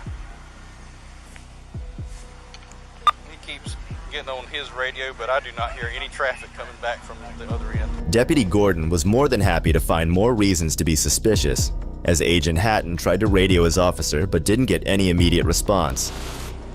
So you're forcing me to give you my driver's license? That's what my captain just asked me to get it from you. We need to find out who he is. Yeah, there you go. He could just be somebody who's training the FBI. Absolutely, yes, sir. The deputy's captain requested the agent's driver's license, which he reluctantly agreed to give as they continued to await the supervisor. I was here about a ticket that you had issued. I told him that you were here to investigate me about an issue, and he said this needed to be handled through the office, not on the side of the road. And you said that wasn't going to happen. You were going to contact somebody I was else. going to contact the U.S. Attorney's Office. That's Okay. correct. Yeah. And then we're just trying to check your validity. You called a deputy sheriff's personal cell phone. You can't tell me how you got the number. That's right. Your tag's not coming back to the FBI. Correct. Okay. I haven't seen a badge. I've seen an ID card. I haven't seen a badge. You have not seen it. No, sir. I haven't seen a badge. I've seen an ID card. I handed this to you. Did you grab it? Take it out of my hand. Do you not see a badge? I see a badge now. That's the first time I saw the badge, sir. Well, you don't need to be a deputy. I saw this. He kept opening this. Yeah. That's called my badge and my credentials. That's very professional of you to say that statement. But anyway, that I was very observant to be a deputy because you never showed me that. You showed me the inside of it, but not the badge. Are you hearing all this, Lou? Oh, everybody's going to hear all this, sir. The agent radioed back and asked the deputy if he had informed the sergeant about the reason for his visit. In his response, Deputy Gordon said the agent had no badge, but he was embarrassed when he was shown.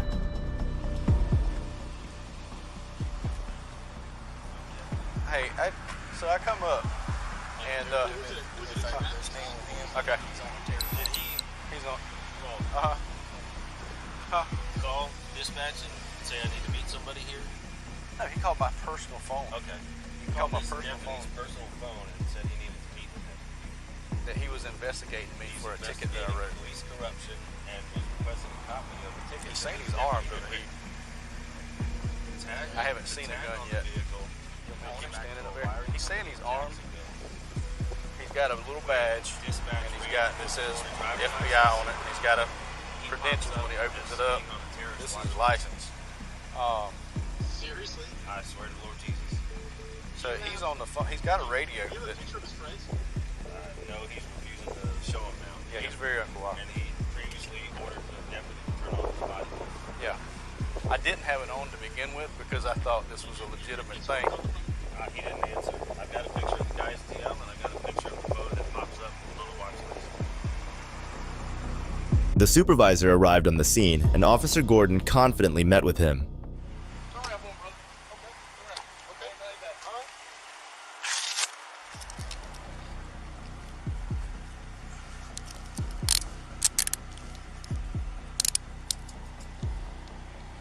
Alright, just being detained.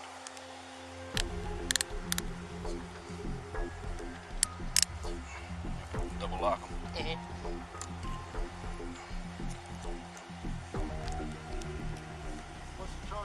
You don't have any yet, but right now we're running you through multiple federal databases. Yeah. Okay, nobody's coming up with your name. You also coming back on a terror watch list. So we're going to secure you for our protection and yours. We're going to put you in the back of a police car. Where's that weapon at, sir? It's on my right side, brother. You got any other weapons on you, sir? No, just my wallet. All right, I'm just going to pat you down real quick. Go ahead. But if somebody pulls your name up, brother, you're good to go. Yeah, we're just trying to verify you. But since you don't want to give us no info for nobody to contact. That's just the wallet that you was showing me a while ago. Yeah, that's my wallet. Don't touch that thing right there. That's my law enforcement. It's got all my notes on it for what I've done today. You're not allowed to see that. I'm not allowed to see what? Well, if you go to jail, I'm going to impound this to the sheriff's office. I'm going to get a search warrant. I'm going to touch everything. Yeah, good. All right. He's clear. My name's Sergeant Carroll. Okay. Hey, will you unlock? Y'all don't lose that badge. My telephone's on there, okay, brother? Franklin, the 5. All right. Just pull that hat out, too. John. Are you able to take a call from FBI? Just take the whole rack down. Just sit it on top of it. Go to my vehicle. And that jacket. 10-4 Tiffany's going to transfer it to you, sir. 10-4. 33 Franklin, we've detained this Whiskey Mike and got him in cuffs in the back of the car now. This is where things got serious. After several moments of consultation, Deputy Gordon and the sergeant walked back to Agent Hatton. They put him in handcuffs and into the back of a patrol car for absolutely no reason. I can't see in there. Yes, sir. There, brother. Okay. All right, I'm turning it on right now. Open the door. I can't breathe. Sir, I can't open the door. You're being detained right now. Go ahead. I got the air on full blast, sir. 6 to correction 530. What is that gentleman's name you got detained? It ain't the heat.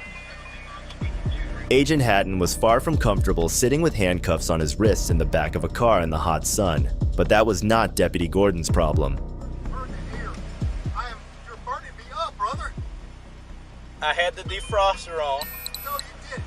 Brother, I need air. God almighty. 5 to 33. I know you think this is funny, but it won't be funny after today. 33, go ahead. Agent Hatton once again asked but was again denied air. He then let Deputy Gordon know that there would be consequences for what he had done to him. The deputy remained unfazed but didn't expect what happened only a few seconds later. Tallahassee over. This gentleman's out of the Panama City district, but I'm on the phone with his supervisor. He is legit. 10-4. So we can. So they just said. 10-4. All right, that's what I'm doing right now. They just called back. Sheriff. So y'all gonna go ahead and let him go? What's he doing here? He is legit. 10-4-5. I'm gonna Who just called? handcuff him now. Captain Webb just called. Who verified? Captain Webb. I don't know. 33 to 5. Could you advise me who verified that this person was legit? Agent Hatton's identity had been verified. It was an awkward moment for the deputy, as he now realized how much trouble he was in, along with the other sergeant who was silly enough to put an FBI agent in handcuffs. He called me here, Sheriff, and says he called my personal cell phone, and he goes, I don't know. He refuses to tell me. He said I need to discuss some things that's happened in the Carabel area. His name is Lawrence Lynn, and he's down in this area on an assignment. I said, okay. Lawrence Lynn, he's out of Tallahassee of the FBI.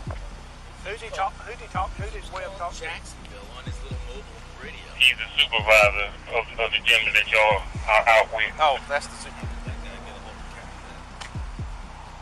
But I can't talk to you right now until I'm on the phone with his supervisor. He told me I need to discuss some things with you about the Carabel area. You working over here today? Franklin I said, yes, sir. you did advise Lawrence. So he told me to meet him here. I came up. He said, do you mind me sitting in my car with me real quick? He showed me, he flipped open his wallet and showed credentials. It didn't show he didn't show a badge, but showed FBI in his name. So I came in there and he goes, I need to discuss a ticket on a Maryland Bing that you wrote, which is a ticket that I wrote, but I actually rescinded it. I said, okay. I said, do you mind if I go pull it up on my CAD so I can recall what's going on here, because I know you can't tell me about it and I want to get it right. So I went in there. At the same time I'm pulling up the report, I called TJ. I said, hey, is this, should I be getting interviewed on the side of the road, or should he be doing something else? And TJ says he needs to go through the front office and set up an interview time. Well, as soon as I told the gentleman that you need to set up an interview time, he goes, that's all right. I'm just going to call the state attorney on your, he called the U.S. attorney on you. So then I activated my body camera. I didn't have it on the whole time. The deputy should at least be smart enough to release Agent Hatton immediately. Still, he spoke to the sheriff who had just arrived, trying to justify his shameful actions. He's down to an official business. As soon as y'all can let him go about his way. 10-4. While Deputy Gordon tried to explain himself, he was instructed on the radio to release the agent immediately. But in a few seconds, the deputy would realize he was in even more trouble than he thought. All right, sir. Call 911. I need a medical attention right now. Unlock me. Call 911. Call 911. We're releasing you right now, call sir. Call 911 now. Call 911. I need 33. I'm sitting there begging you to cut off your... We're releasing him now. The deputy went to the patrol car to release the deputy, but by now, Agent Hatton had suffocated for too long and needed medical attention. Things went from bad to worse for the arrogant deputy, who wasn't so smug anymore.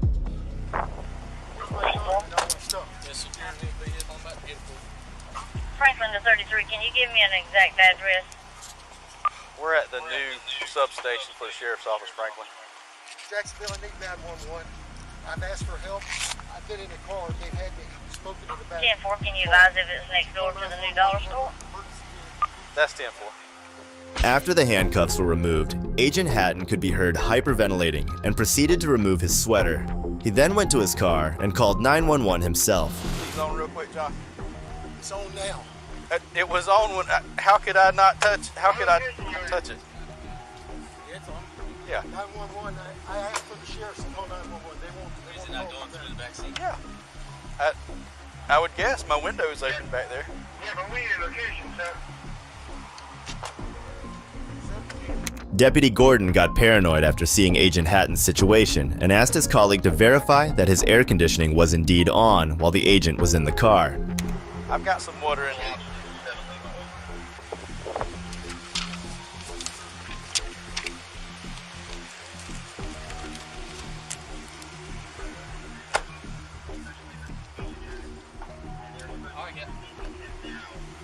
That's the sealed water, sir.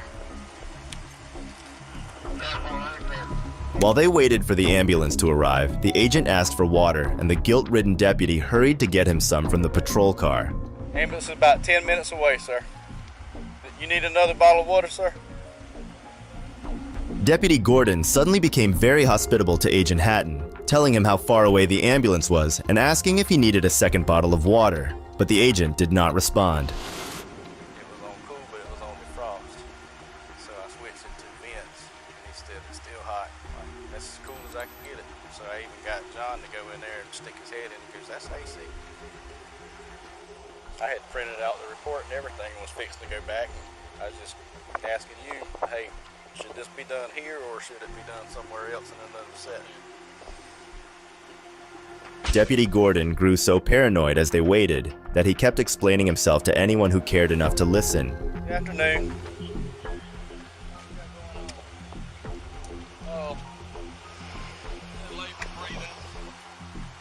Says he can't see.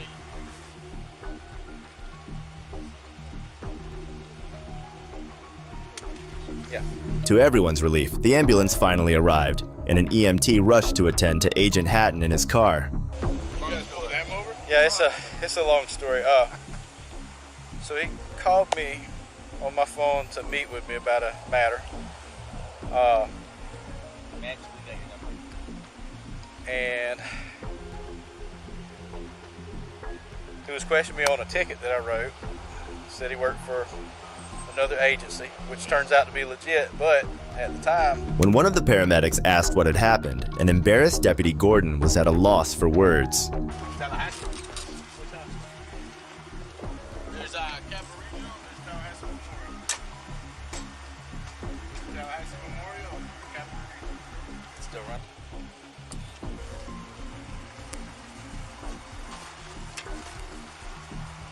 Make sure I got his yours. I don't know what you're talking about. Get him whatever's mine, my gun and stuff.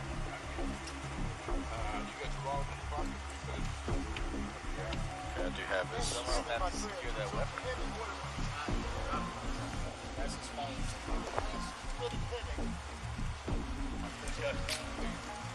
What's y'all's Glasses unit? in his jacket. What's y'all's unit number? Rescue 3. Rescue 3. And where y'all going to, sir? TMH.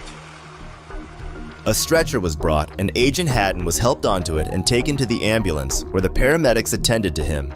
No, he was very He wouldn't non-legit. give you a business card, wouldn't give you a supervisor.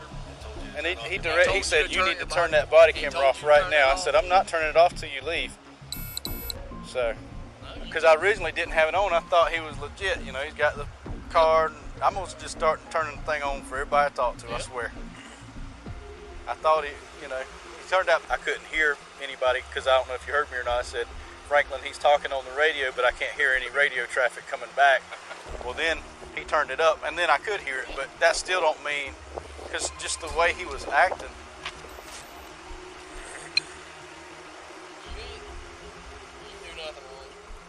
But yeah, I called you as soon as I went to go print it out, and I'm like, this don't really feel right getting interviewed on the side of the road. Supervisor hadn't told me about it. Let me call a supervisor and see, can he do this? I'm fine with it if he can, but I wanted to let somebody know, hey, somebody's interviewing me about a ticket. Officer Mariano saved himself from embarrassment by controlling his behavior, unlike this next chief, who was humbled after being caught driving under the influence. We've all been trained that way. We all know that. You say no, plain and simple. On September 12, 2021, Jody O'Beer, the chief of police in Olla, Louisiana, was arrested for driving under the influence by Deputy Dustin Hatton of the Caldwell Parish Sheriff's Office after Deputy Hatton saw him standing on the highway in front of his car and came to him to offer assistance. Daddy, how much you have to drink? Beer? No, it's not true. One ginger ale and Jameson. One ginger ale and Jameson? Yeah. That's it? Yeah, that was at the Pink Bar. And on a scale of 1 to 10, where do you think you're at right now on Impair? Man, I have 16-hour shift today. No. Just where are you at on impairment, you think? I'm trying to get an idea. I mean, again, well, one ginger ale and Jameson, so that's about all. 3. If I offered SFST right now, how would you perform? We've all been trained that way. You don't do FFST. We all know that. If you say no, plain and simple. Would you provide a breath sample? We've all been trained. You say no. So we've all been trained. All of us here. All 4 of y'all. Like, you know that. Like, you won the academy before me and Matt won the academy after me. You say no. So we've all been trained. As we can observe, Chief O'Beer is clearly drunk as he is slurring, stumbling on his words and can't even say the words properly. Then, he goes on to state that training for Louisiana law enforcement officers includes guidance advising them to refuse all tests if they are ever arrested on suspicion of drunk driving. Daddy, here's the deal. You're standing on the side of the highway peeing. Okay, urinating. Alright. The odor of alcohol that's coming off of you, man, is extreme. The car reeks of alcohol. I mean, yeah, we just had 3 people in that car that I just dropped off. Well, 2 of them I dropped off in Monroe at Circle K with 2 Monroe being behind me. Deputy Hatton tells Chief O'Beer that he was standing on the highway urinating. He reeks of alcohol, and even his car reeked of alcohol. The chief tries to defend himself, but he's too drunk to even say anything properly. Spin around for me, Joe. Yes, sir. You can put me in your bag, please. Yes, sir. Is there any way I can help? Ma'am? Is there any way I can help? Call a ride. All right. Yes, ma'am. You have my phone. Call this or handle it. Dispatch. 10-15 for 35. After thinking about it for some time, Deputy Hatton decides to bring in Chief O'Beer. The lady accompanying the chief asks if she can do anything to help, and she is told to call someone and go home. I literally just dropped off her 2 friends that had been drinking literally all day. Like, you can call Monroe PD. They were at Circle K in Monroe, arresting people, and I was standing there talking to them. All of them were drunk, and I was like, look, we're driving home. I had 1 ginger ale with Jameson, and we got there at 9 o'clock.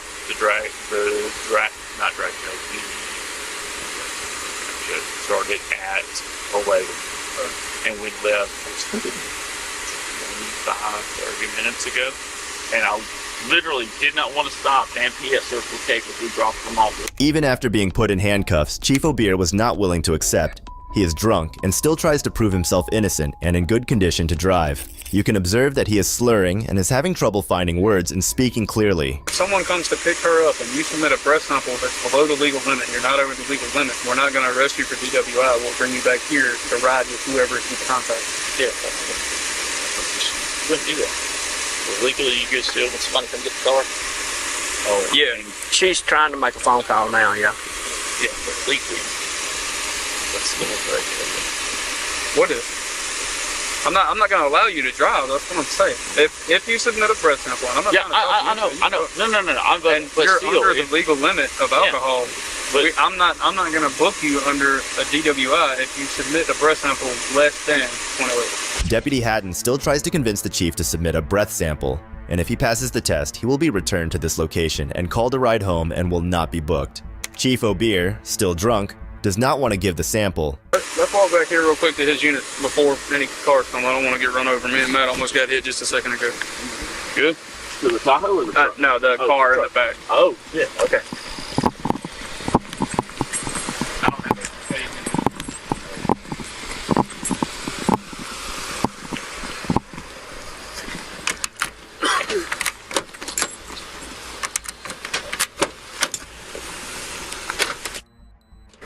Red is killing me.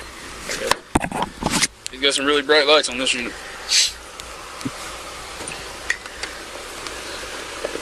Jesus Christ. It's a little one. Yeah.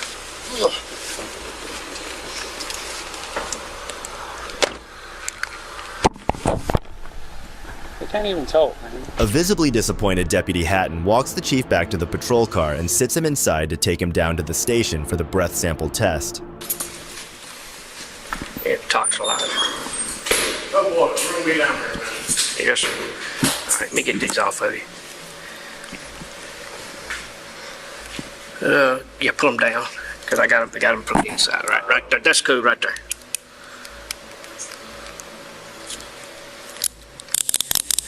You put your hand around front, make it easier on you. But I'm not going to be anywhere. Oh, I know, yeah, I know. As you can see, after arriving at the police station, the officer is told to bring the breathalyzer so that the chief can be tested, and the chief is also let out of his handcuffs. What happens next is not that surprising. Yeah, you forgot one, that's cool. All right, this is going to be for your court, this is going to be for your rights. What I just read you, that's going to basically say you understood, okay? Yes. It's going to show up here, but not on that pad. I'm ready, yes, sir. I need to get me one of them. All right, we're going to have several more, so yeah. Okay, this is going to be for your temporary driver license. After being brought into the station, the rights and laws are read to the chief after he refuses to take the test.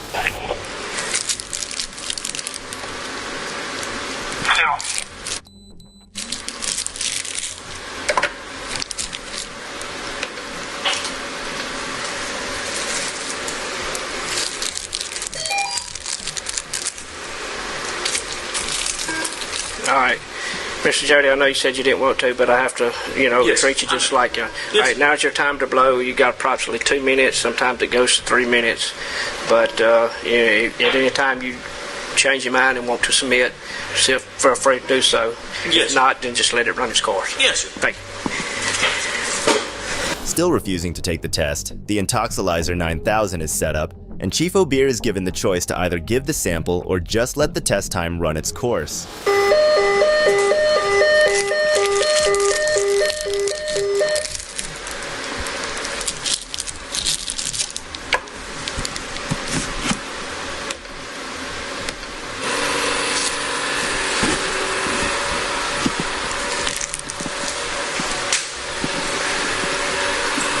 After he refuses to give the sample, the apparatus is taken off and the machine is turned off. All right, well, Mr. Jody, appreciate your cooperation. Yes, sir. Yes, sir. And good luck to you. Yes, sir. And like I said, this is your copy. Well, I mean, do you want to get that? Yeah, we can do it. And look, when I get back to the office, Yes. we have some more paperwork we have to do. Okay. And because this printer doesn't work. Yeah. And then when I print out your driver license forms and other stuff, I'll run it back down here to you. After he still refuses to give the test, the rest of the questions are asked by the officer to the chief, and then he shakes hands with the officer and is told that he will be called into the office for the rest of the paperwork. This is how the chief of police acts. And if this is how the chief of police is, I can only imagine how the rest of the law enforcement officers are. But Chief Jody wasn't the only person in power to think he is above the law. This next lawmaker will make you question how they even let people like him in the force. Whatever you're doing, it's a bad idea. Does that make sense to you? Oklahoma Senator Ralph Shorty, a two-term Republican lawmaker, was arrested on suspicion of hiring a teenage boy for sex after police found him in a motel room with a minor. Take a seat on the... What's going on with you, man? Trying to have a good time? Yeah? What's your name? Ralph. Ralph what? Shorty. You got an ID, Shorty? Shorty doesn't sound like a last name to me. Police were acting on a tip from the teen's father when they went to the motel where they could smell marijuana being consumed. Yeah, that's what we do. He's 17. What do you mean, okay? I didn't know. Okay. But you got a 17-year-old hanging out with you. I mean, Dad's worried, and you understand that? yeah, I didn't know. Okay, you got ID on you? Is there any other drugs in here other than weed? No, there's nothing. Is there any guns in here? No, sir. Okay. A few days later, Ralph was brought in for questioning. And this is what he had to say for himself. We were inside talking, and we heard a bang on the door. I honestly didn't know who it was, couldn't see through the keyhole or the peephole.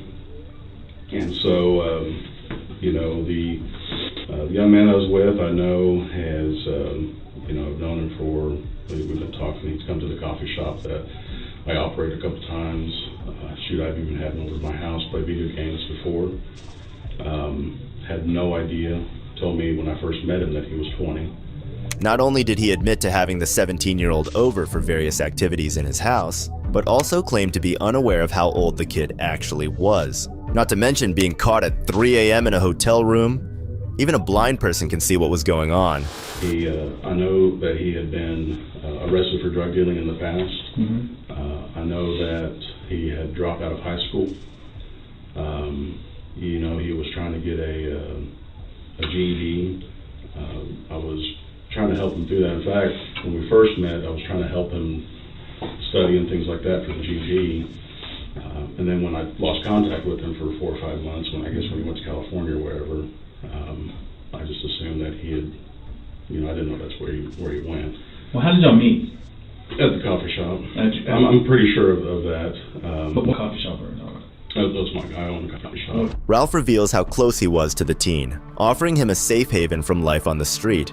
But what would it cost? Was he really helping, or just finding a loophole to fulfill his own sick fantasies? How do you, do you text him, or how do y'all communicate? Usually phone calls. Phone calls? Okay. Well, it's interesting because on his tablet, he has a conversation that he says he had with you using an app called Kick. Do you know what that is? Mm-hmm. Okay. Well, there's a pretty lengthy conversation on his tablet that he says is with the guy that is you, that he that is online, or the Kick ID is Jamie Tilley. Turns out this senator was taking full advantage of the internet. Kick ID is Jamie Tilley. And you told officers that night that that's what you're online. He calls me Jamie, Uh-huh. and I'm not sure why. Okay. And anyways, so we've got a conversation between him and this Jamie Tilley about, he says, I need money for spring break.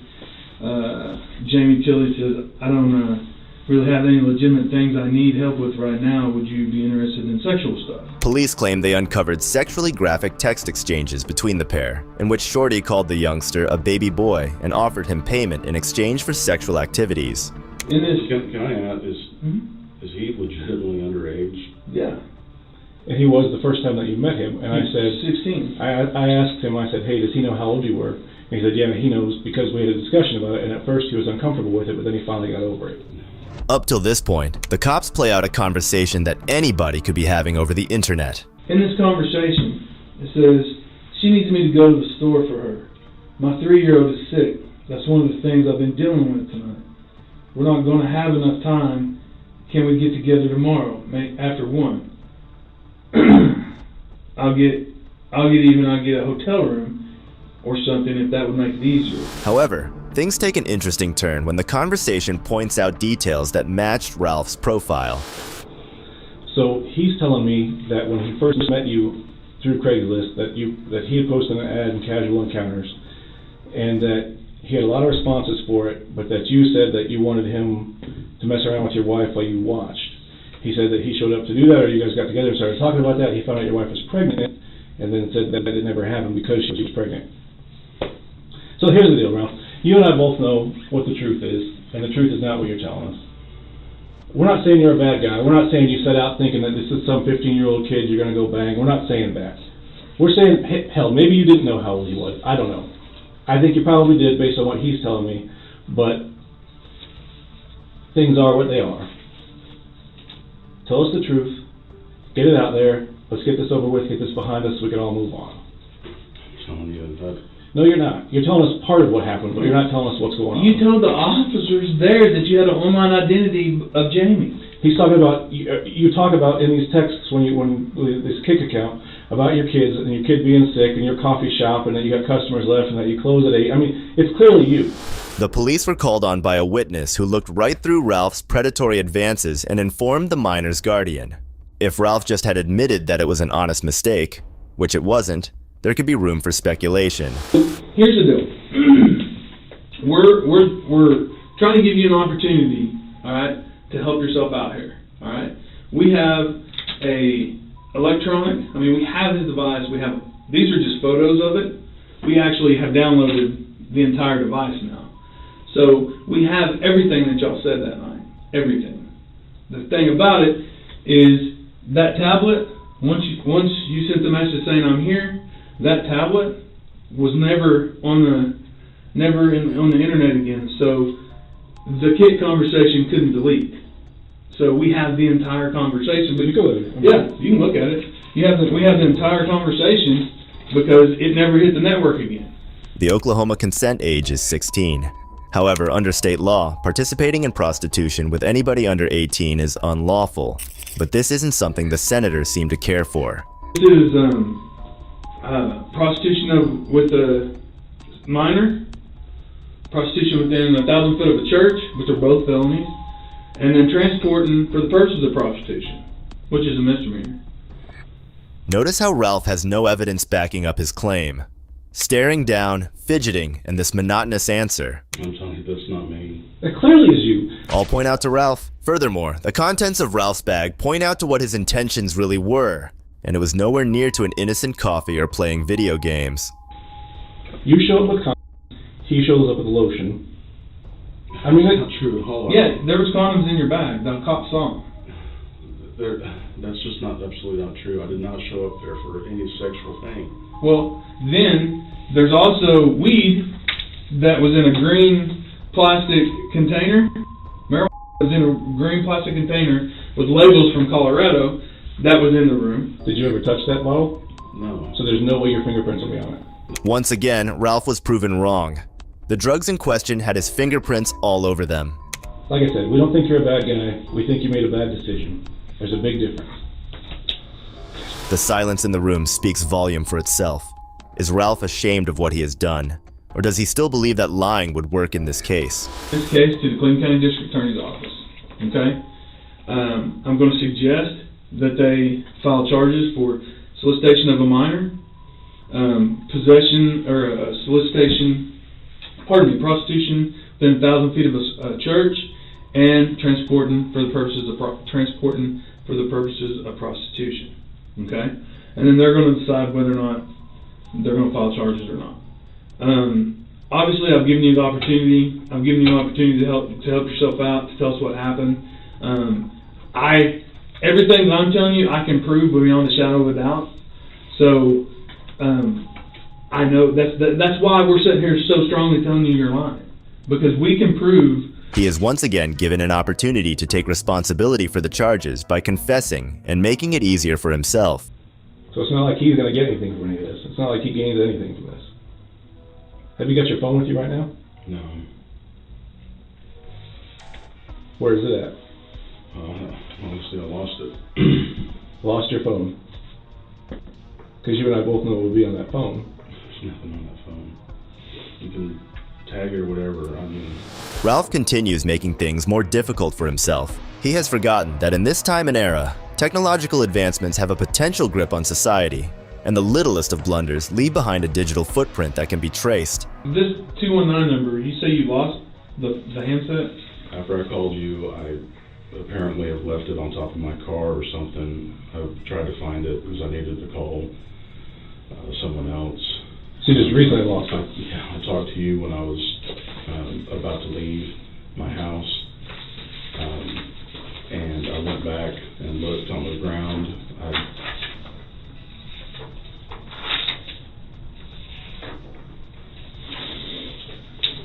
Anything else? Nope.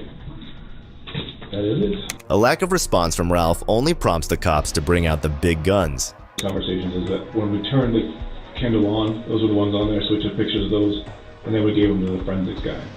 And what he'll do is he'll go get more in depth, but that way he and I don't screw it up by trying to fiddle with the damn thing. So we have more conversations. I just don't know what platform they're on, because all we did is what was up on the tab. We took pictures of what was up on the tablet thing.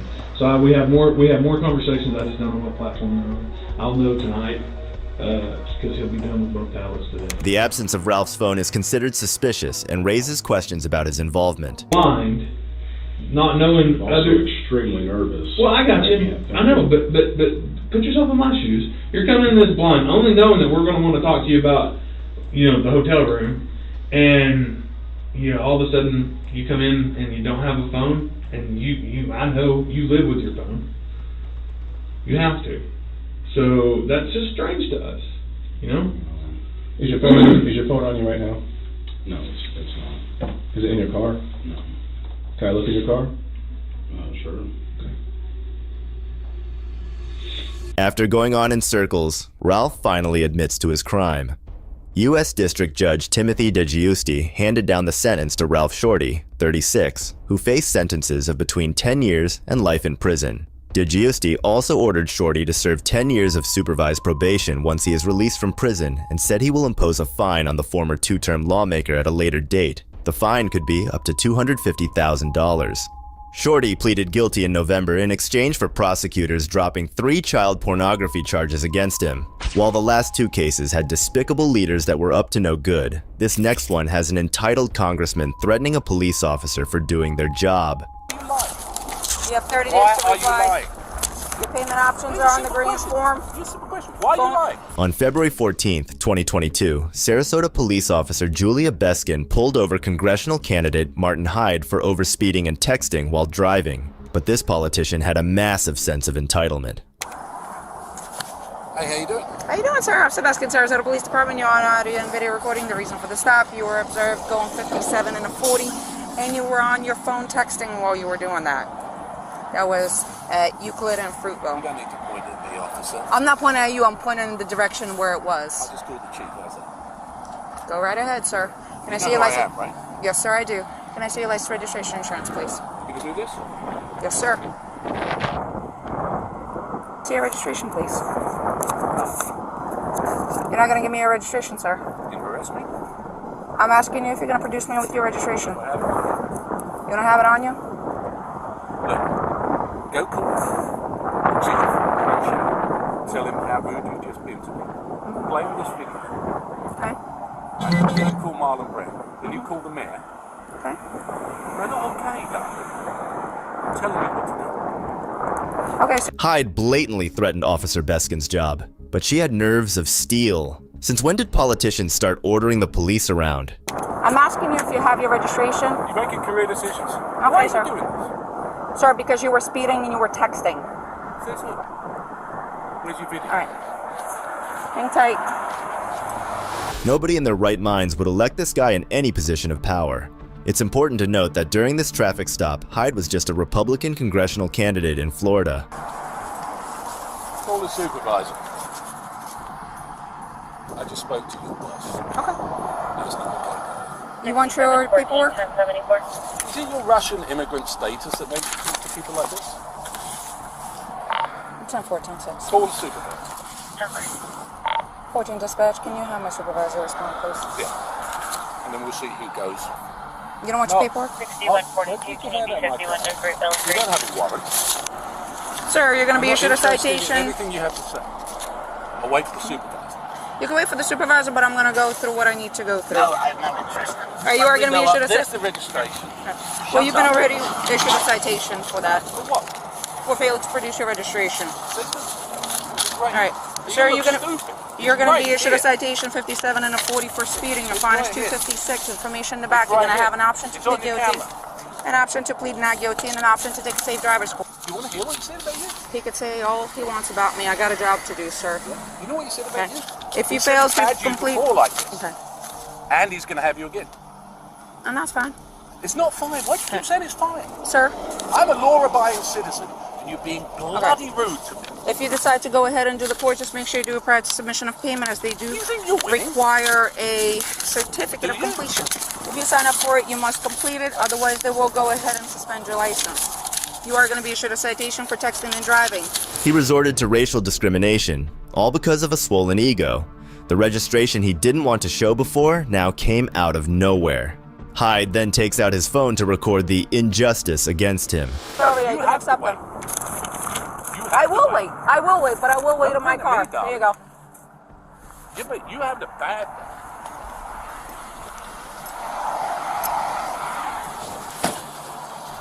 Sir, step back into your car or stand on the sidewalk so you don't get hit by a vehicle. It's for your safety.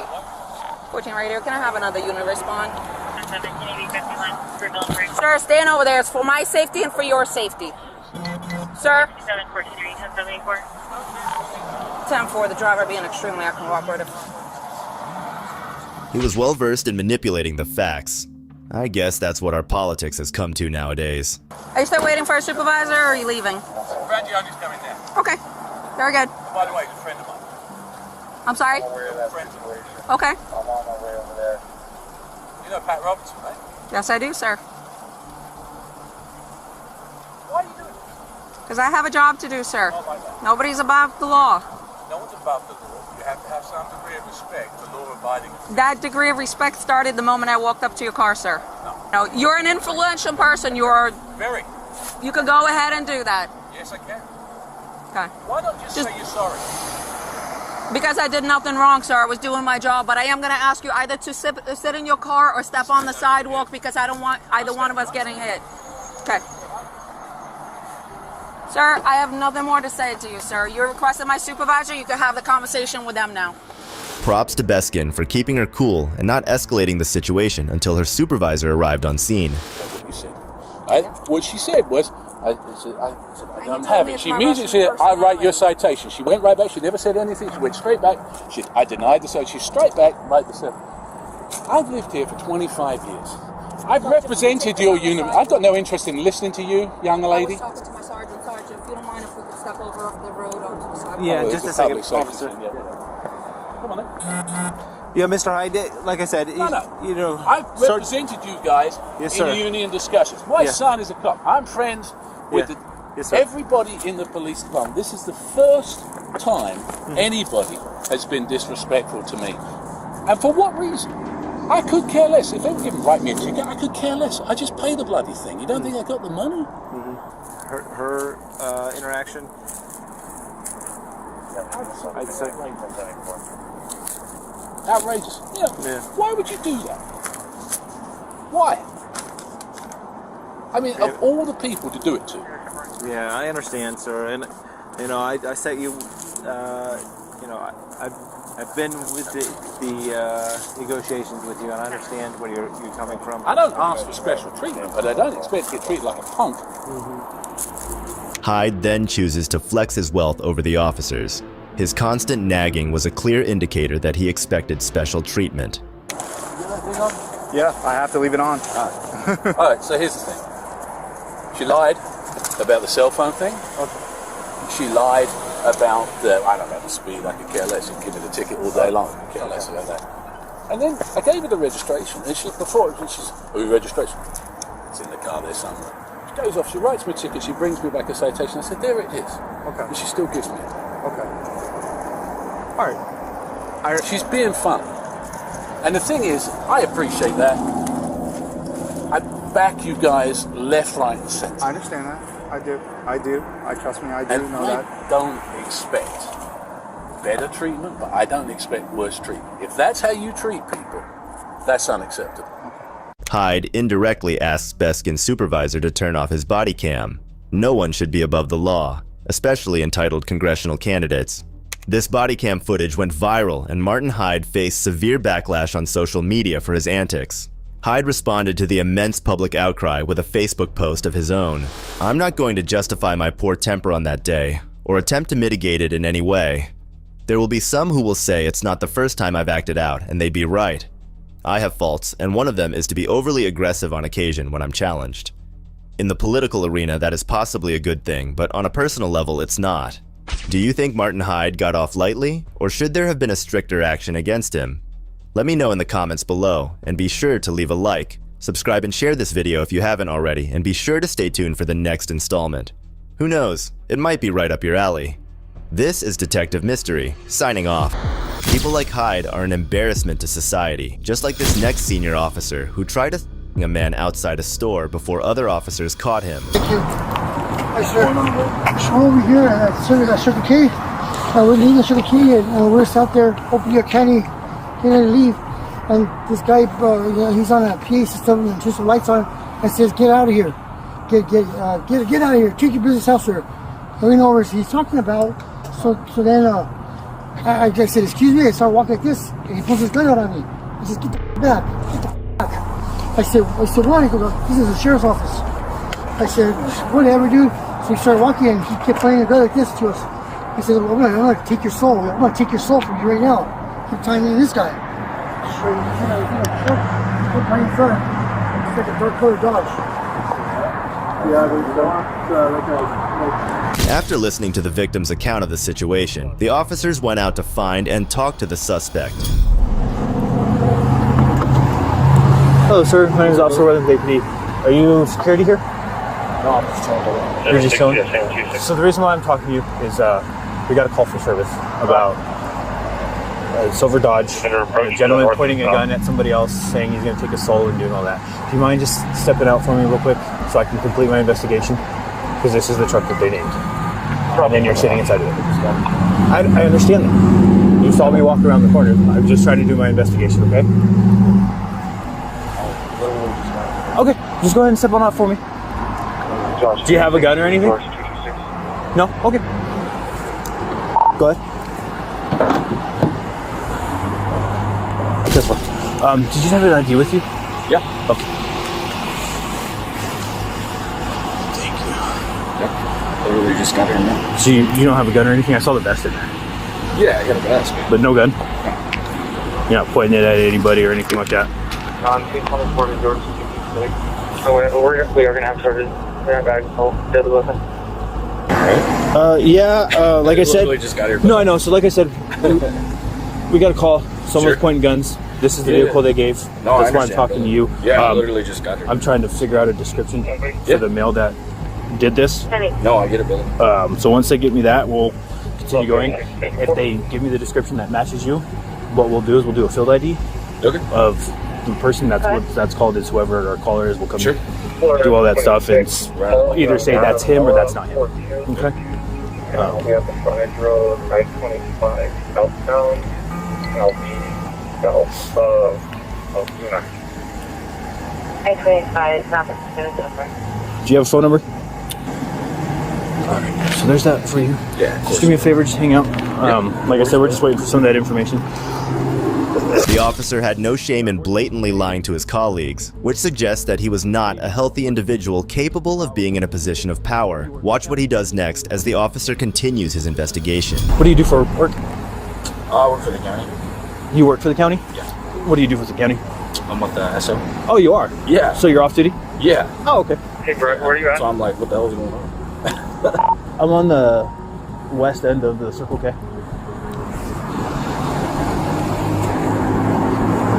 You didn't have any altercations with anybody, no arguments or anything? Yeah.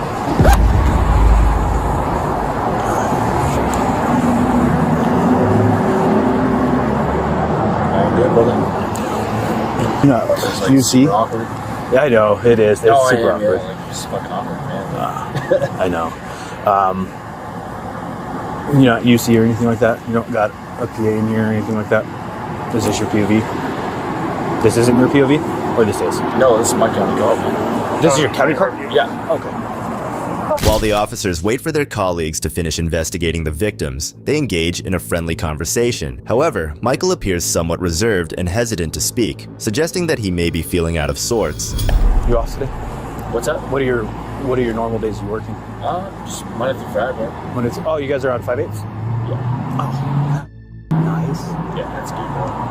No, I don't mind the 12s. Like the extra fourth day for like my weekend is nice, but yeah, 12 sucks sometimes. No, I get it, man. Yeah, this is what we're here, man. I know. Just hanging out, you guys watching some YouTube videos and about to leave. What the fuck? Yeah, so I'm not. I thought you were a security guard, man. Oh no, APD. I was like, what the hell? I know, you probably got all nervous when I flashed my lights. Well, yeah, like, oh, is this the truck? You were a security guard, bro. And I was trying to see if anybody was inside, but I couldn't see, so then I was like, oh. But then I heard it on, so I was like, I'll go knock on the window. I get it. Yeah, this is really weird. I know.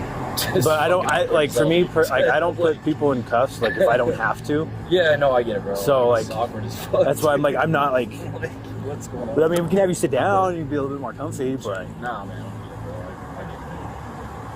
I'm doing this shit for a while. I understand. I just don't know what the hell they're doing over there. What's that? I said, I just don't know what they're doing over there. Over where? Wherever they're at. They're with the collar or whatever. Oh, gotcha.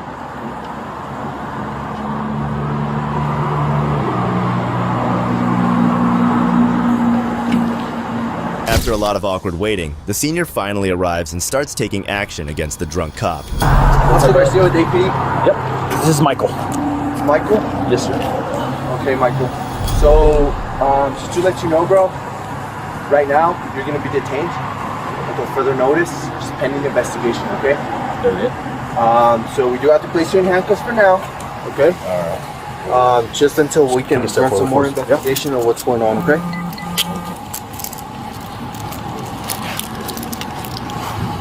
Got you cuffs? Yeah. Let's go for it.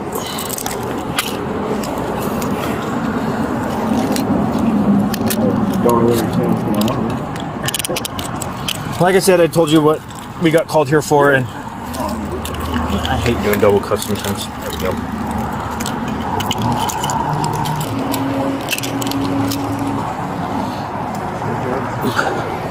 Yeah.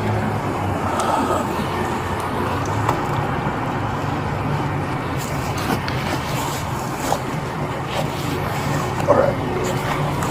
Go ahead and slip sec. Yeah. There you go. Oh, you got the fob. Lucky. Have a seat for me, right? Yeah, man. All right, just stand by for me, okay, man? Thanks for your patience. Yeah, what are we waiting for? So I'm gonna go talk to the clerk inside. If you saw anything, get more information, and I'll come and talk to you. Sure. All right. So he said he had just gotten 5'6". He was just hanging out. There's a vest, like a duty vest in there. He's been with VCSO for 15 years. So he keeps saying that's his county vehicle, but I don't know if that means like work or like POV for us. But so I don't know. But there's a vest inside the vehicle. Down by? Yeah. Let me see if the clerk saw anything.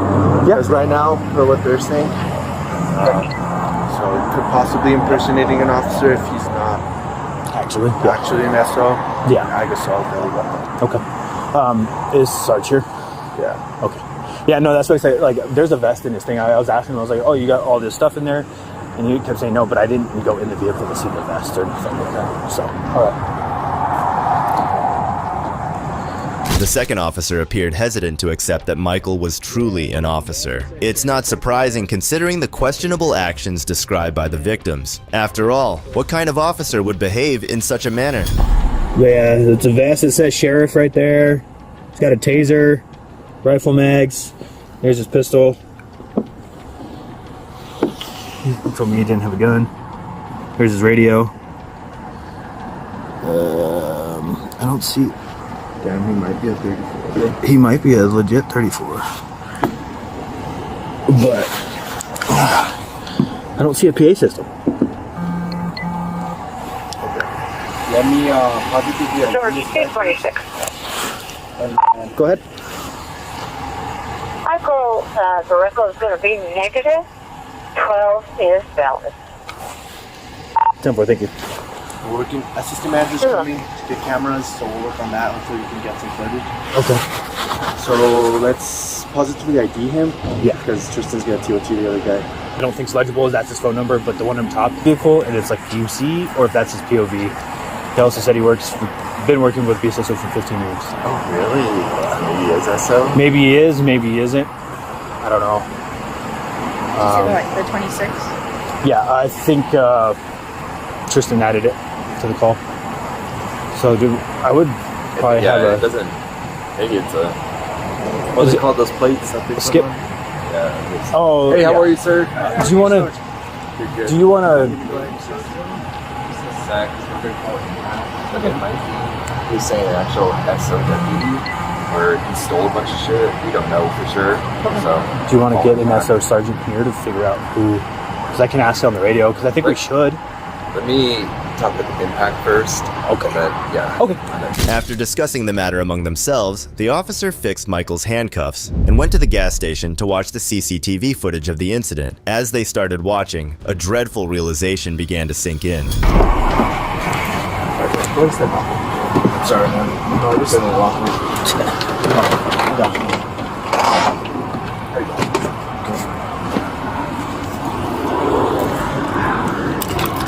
Is it both of them or is it one specific?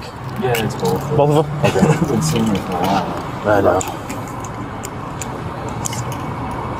Kind of crazy. We were with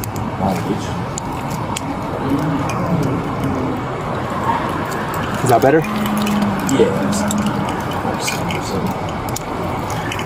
Yeah, man, we're looking at cameras right now, dude. And then, like I said, I appreciate you working with us. I know handcuffs suck. Nothing there either way, really. Can you do just one more time? Like, Absolutely. I appreciate that a lot, just so we can see it again. No problem.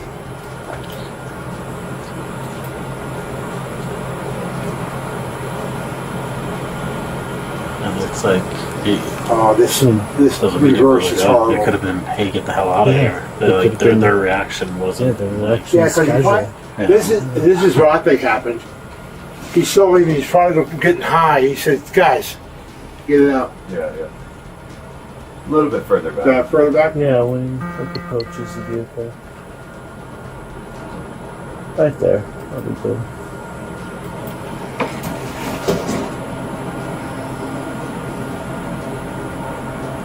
Because they left right after they had words.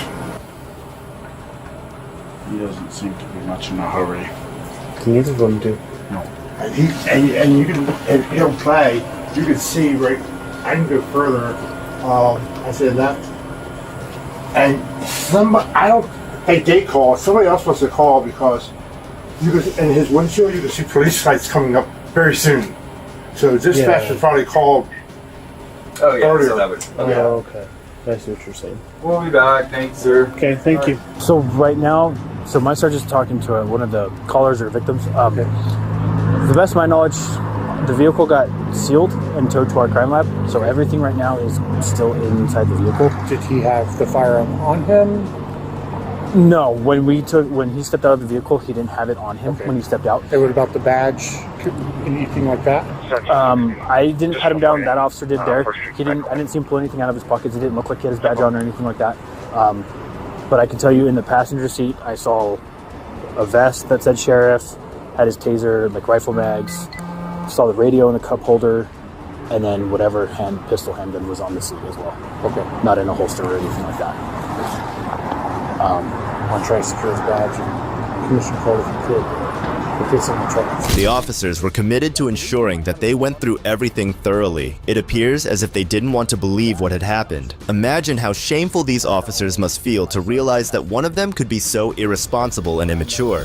We don't have anything like that, right? We have to call supervisor to do the investigation. Not to do the investigation. Yeah, well, for sure call supervisor. Yeah, we weren't sure. He was just, after all of his phone calls, he was just like, oh, I need to watch video, talk to this person, do this. So I'm assuming he has to do our criminal complaint, but I don't know. Yeah, that's I just want to make sure that his equipment's secure. Oh yeah, and it got stowed in at our place, but like inside storage. So. Oh, is it going down here to Metro Evidence? Yeah. Or to our crime lab, wherever that's at our substation, right there at 2nd and Montano. And it should be in inside storage. That's what the CS told me. So. Yes, if I should have chucked his badge in there and commissioned for. Hey, how are you, sir? How are you? Good, good. So we're done with our investigation, our side of things. We did seal the truck that he had. He had like the body armor, firearm, and stuff like that. So we have our detectives. It's like our impact team. They're gonna do some follow up because that's what this needs, obviously. Right. So tonight, he's not going to jail. He's not being arrested. Just based off of what we saw, putting everything together for tonight, he won't be going to jail. Okay. So we have our impact sergeant. If you'd like to, I don't know if you do need to speak with him, but pretty much that's what's going to happen tonight. We'll release him, the deputy, here in a second. Okay. And then if he needs maybe go with you guys, or we can call somebody, but we just want to get him home. If you guys don't safe. need him, I can definitely transport him home. Yeah. And take care of it that way.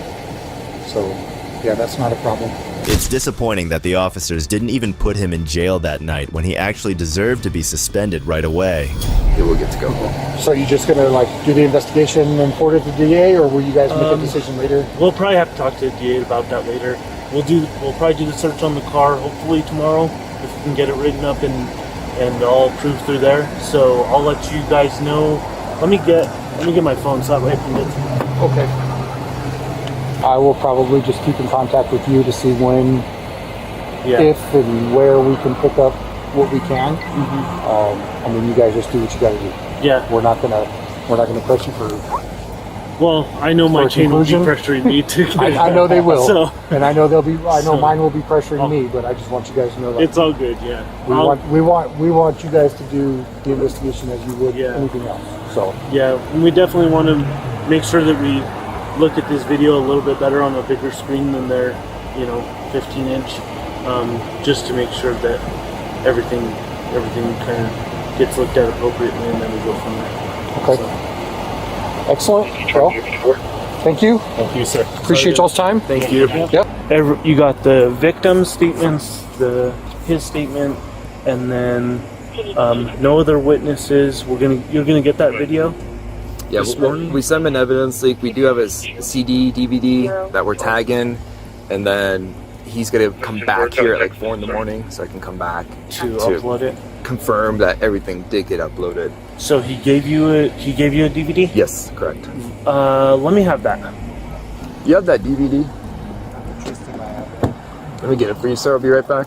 The guy was just 5 years away from a secure future, but for some reason, he chose to harass innocent people and drive his county vehicle while drunk. It's hard to understand why someone would risk everything for such reckless behavior.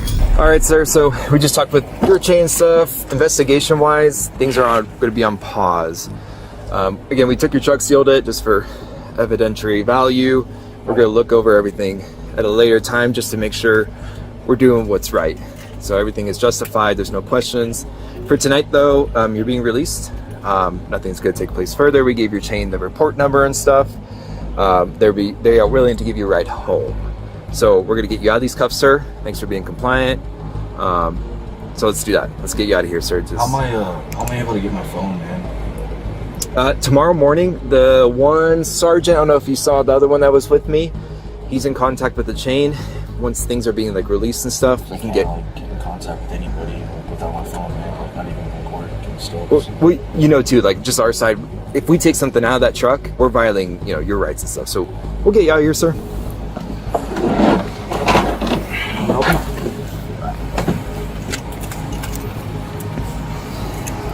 your right one first, man.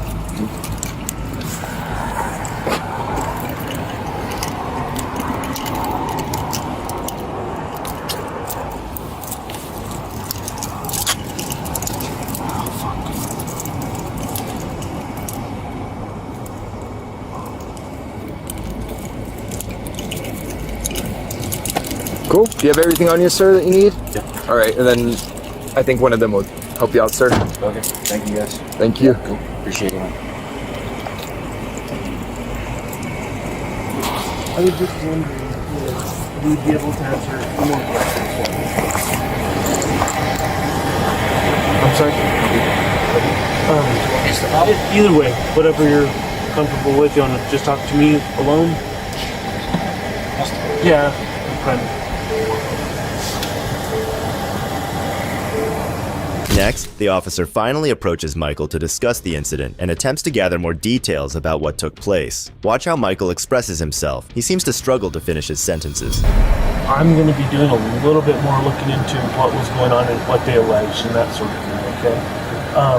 As far as everything that was going on here, you came in here and so from here you made a purchase and then you come back outside. I can see that on the video surveillance, right? What, if you don't mind me asking, what did you purchase?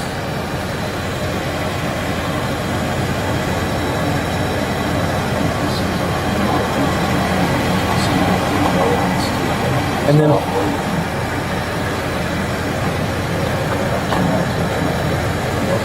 and then you sat in the truck for a little bit longer. And what was said between you and the other two guys? I shot my lights to you. Came up over and I go, get the fuck out of here. And they were like trying to get in. They locked the door. Oh, because I've been here before several times. It was like awesome. Inside and stuff. So I thought that I was scared or something. Locked the door. I was parked up here. That was pretty much it. And then I shot my lights just so they didn't think I was just some like random person. You know what I mean? I don't want to escalate into anything crazy. Yeah. And then I got Pierre. I was like, get the fuck out of here. Leave now. And I think it just took distraction. Was there anything more said after that, like as they were walking away?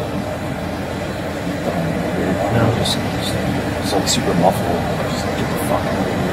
Like a professional, obviously. Just pissed off and just aggravating. There's enough bullshit going on already in the city, man. Yeah. It just pisses me off.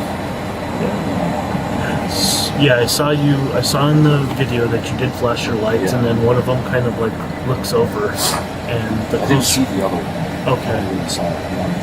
I mean, I saw both of them. I really only saw one person. Yeah, I noticed that one was closer to than the other at that point, and it seems like you were more talking to him than the other, because the other one was probably, I don't know, 2 car spaces away. The officer tries his best to get to the point and asks Michael about the gun pointing, and the way Michael denied reality tells you how big a devil he really is. Just get the hell out of here or something like that. Get the out of here. And so, what was their response to you when you said that? I honestly don't really know. I couldn't really hear. Oh. Inside my truck. Okay. And I think the only thing I heard was something for a friend or something. Okay. Oh yeah, you said that. They left and I went back to where I was in. And so there's an allegation of you pointing the gun at them. At any time, did you point your gun at them? Absolutely not. Okay. That is insane. Where was your firearm when this was all going on? It was like next to my vest. Because once I got that. This officer got owned by the officer, but maybe they should have given him a harder time. What do you think? Let me know in the comments below. If you like this video, consider subscribing. Thanks for watching. This is Detective Mystery, signing off.